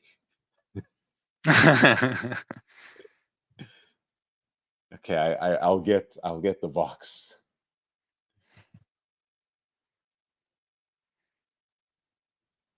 I mean, imagine going to a gathering with that thing on the wrist. Yeah, there are a few wankers who double wrist, like, you know, APs and Richard Mille around here. You know, you can just go in with this into those meetings and piss on all over them. You know what's funny? The guy with the Richard Mille will still think his watch is better than yours. Yeah, and that's fine. But you will know. Yeah. We'll know. We all know. I mean, again, you know, of all brands, it's that particular combination. Otherwise, you know, on its own, they have some fine watches, you know, and you guys know we love and hate AP, even though Swiss doesn't want to do anything with it anymore. But I love my watch. I hate the brand. I hate the boutique. I hate everything about the AP. But the Royal Oak is a great watch. I have to say it. man, look at how blood red that fucking Yeah. roof looks. You know why? Because that's probably a real one. In I think so, contrast to all the other compared to ones. the synthetic ones. Yeah. Yep. Well, I mean, if you get a Grand Sonnerie, I think that deserves a few special touches, and this one has it all over the place. I mean, it has something special about, like, you know, every little inch. See of it. the little pusher on the left? Even that guy is engraved. Like, Yeah. Wow.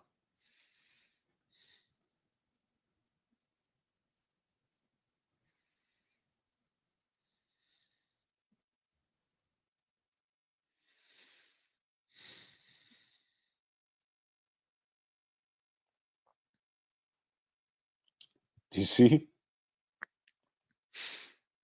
yeah. The I don't screws? know what. Yeah. I'm not sure about why they are here, but I mean, it's nice.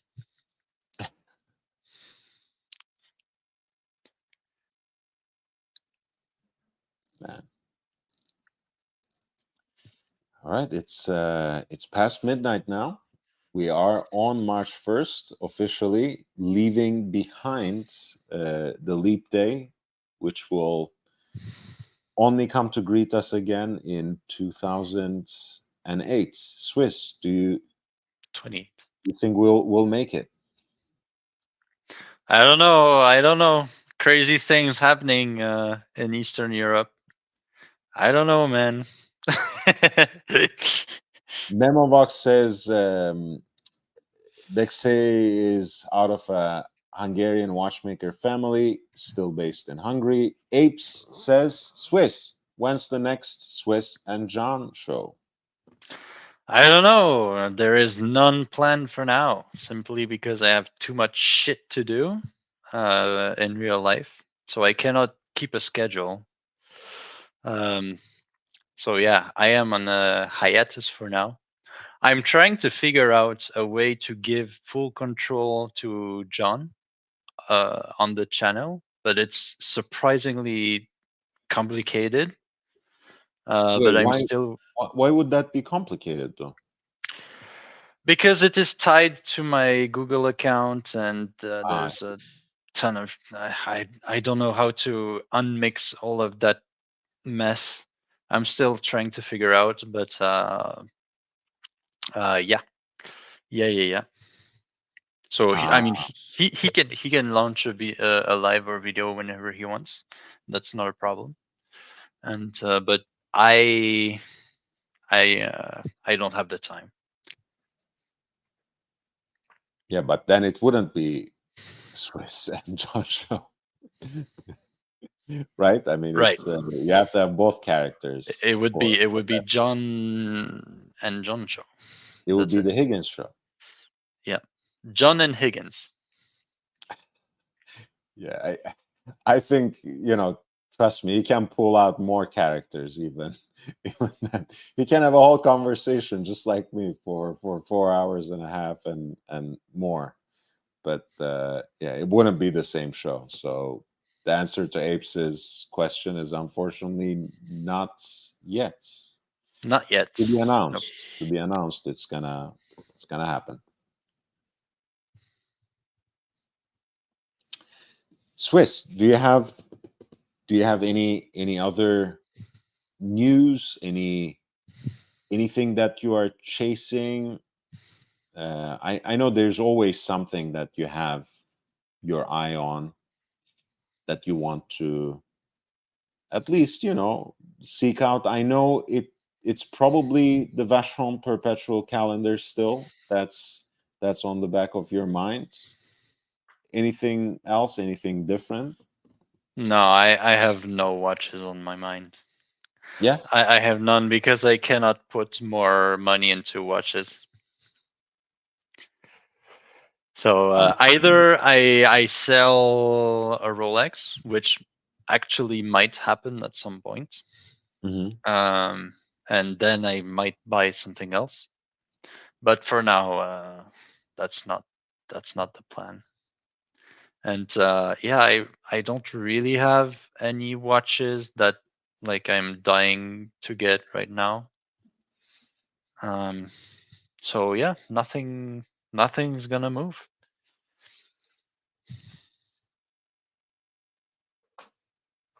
You, AP, Jumbo? Yeah, that's it. I need to get my Maybe in for next leap year, right? I mean, if I go through the official channels, I think even that would be optimistic. Right. Yeah. If I go through the official channels, even that might be optimistic. Swiss. I might not get it. I might as well just write my name down for a perpetual calendar post 2100 or something. I might as well.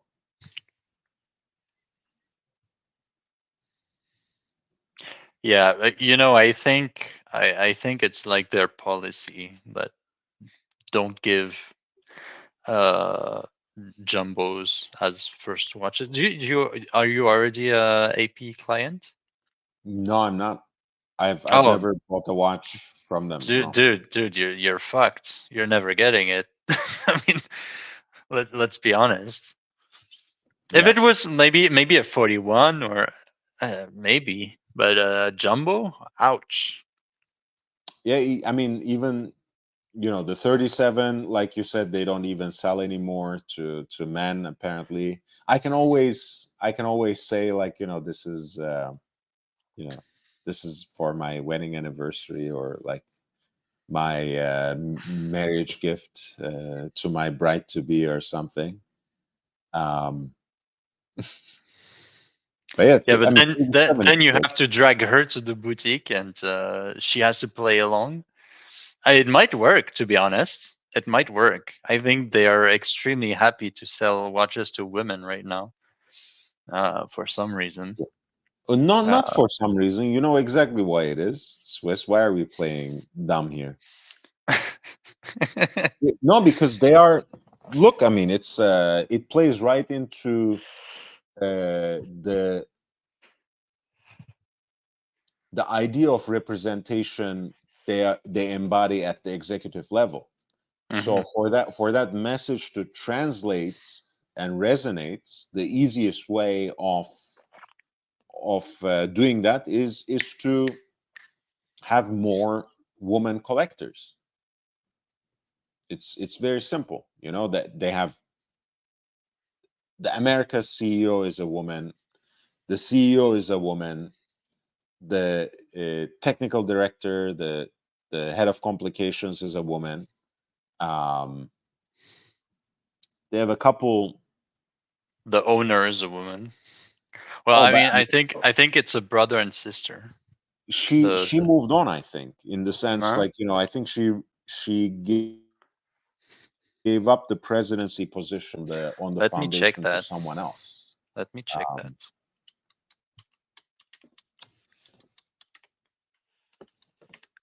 Owner. Jasmine Audemars and Olivier Franck-Edouard Audemars. No, she's still there. 4th generation company leader. I think she's there, but Alessandro Bogliolo is the new president, I think, of the foundation, with Ilaria Resta as maybe. Yeah, Jasmine Audemars has the intention to step down. This news piece from 2022 informs us, and he took over on November 11th of that year. Alessandro Bogliolo. He used to be at the Tiffany CEO, apparently. You know what? With that name, he would make a great chef at an Italian restaurant. Don't you think you go at an Italian restaurant, you order a pizza or some pasta, and then you read on the menu that the chef is named Alessandro Bogliolo, and you're like, oh, of course, it's gonna be great. You were almost saying Alexandre. Yeah. And that wouldn't taste the same, obviously. No, yeah, exactly. Exactly. If it's Alexandre Bogliolo, you're like, who's that impersonator? But Alessandro Bogliolo. That's great. Gonna make us some good pasta. Swiss, too bad the Super Mario voice has already been recast. I think you would have made a great voice actor for that. Absolutely. Do you know that story? They replaced the old guy. Yeah, and with I Philip think Patek. most people were a bit shaken by that, right? Yeah, I mean, you know, no one likes change. Let's be honest. It's hard to adjust. And this guy basically, you know, has been doing it for what, more than 3 decades, I think. Yeah, pretty crazy. By all means, I mean, it's like he almost invented it.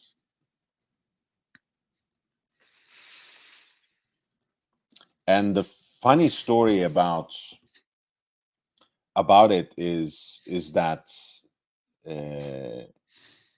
you know, when Charles Martinet, he went to do the audition for this, apparently they were about to be done for the day, and he catches the guy who was leading the auditions at the door, and he's like, fuck, you know, who are you? I came for this audition. "Ah, okay, come in, we'll make you read. What do you, let's pretend that you are a recent immigrant from Italy. Go." And he starts talking about, like, you know, It's me, Mario. it's a me. Let's make a pasta and pizza. He just starts talking like that, and you know, he thinks he bombed it. Mamma mia. It's man, they missed out, man. You would have been perfect for this role.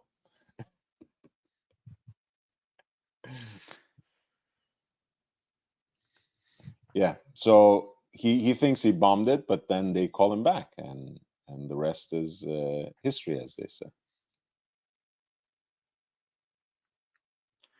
That's pretty great.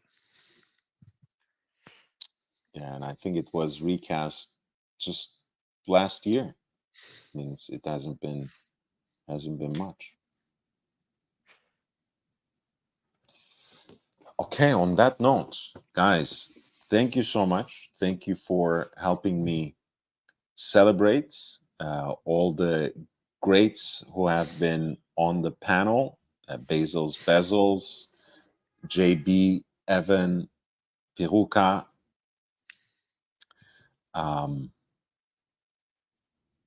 It was really a great ride for these 2 years. Hopefully, we will celebrate many more. All the great ones who have contributed so generously: Robert Wood, Watch Nicholas, St. Peter, Evan H, Ali Reza, of course, unbelievable, Basil's Bezels, and Jake Brooks, and Swiss, of course, you, my friend, for staying on and introducing me to my new favorite brand. But honestly, I mean, you know, this is one of those experiences where I feel like, you know, something clicks even at first sight, which doesn't always happen.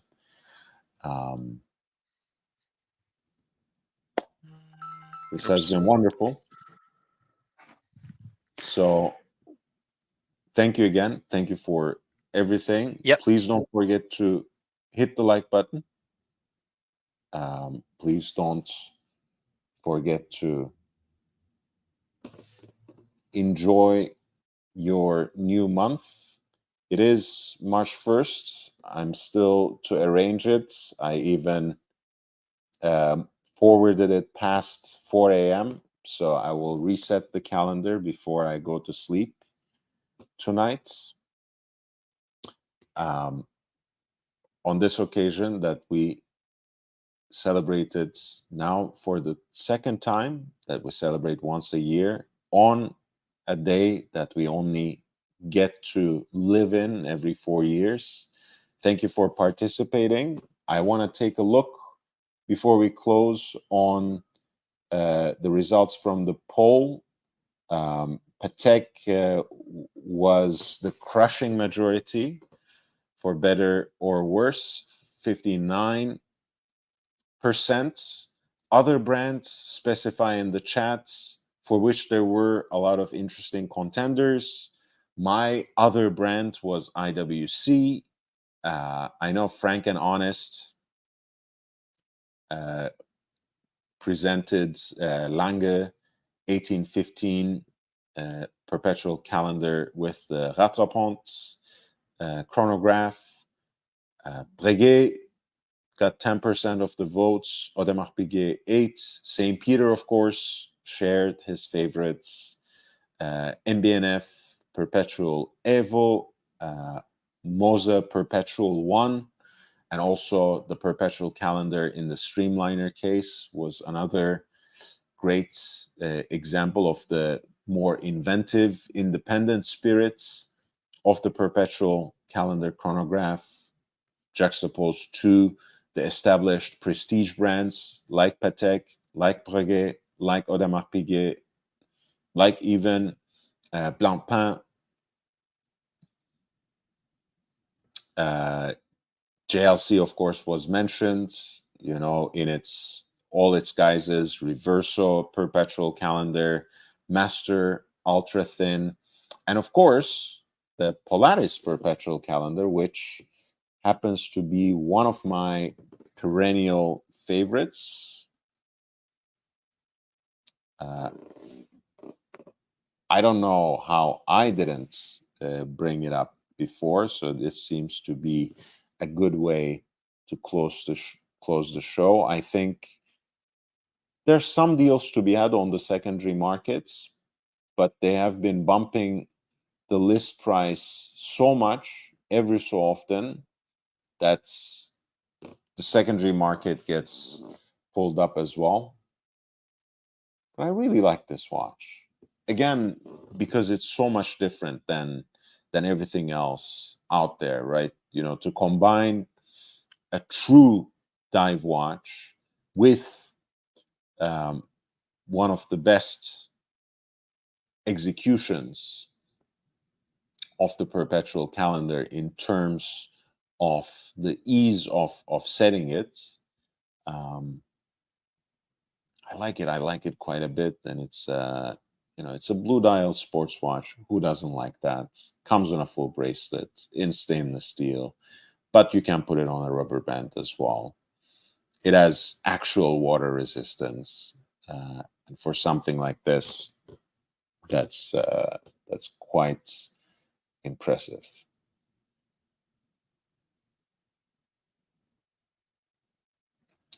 All right, I hope to see you this weekend. I don't think I will be live tomorrow, but I'll miss you until then.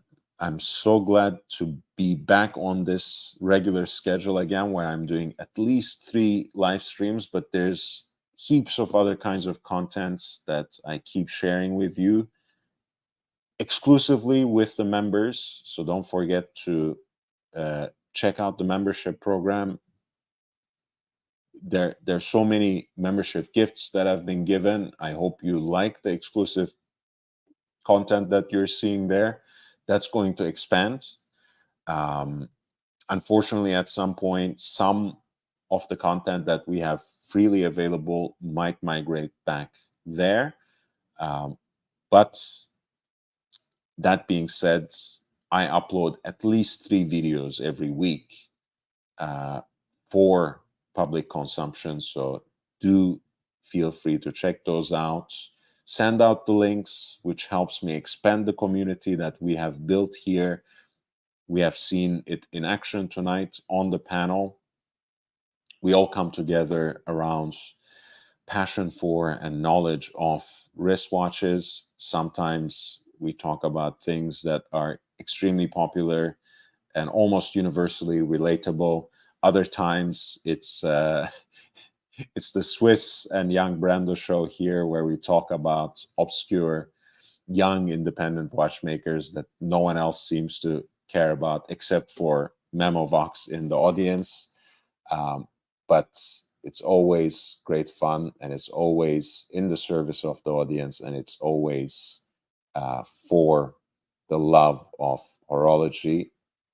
Frank and honest. It was a great show, to be honest. Congrats on the 2nd anniversary. Israel Chai. Thank you so much, Frank. I really appreciate that message. I'll see you in the weekend. Until then, stay safe, stay healthy, wear and enjoy your watches. Bye.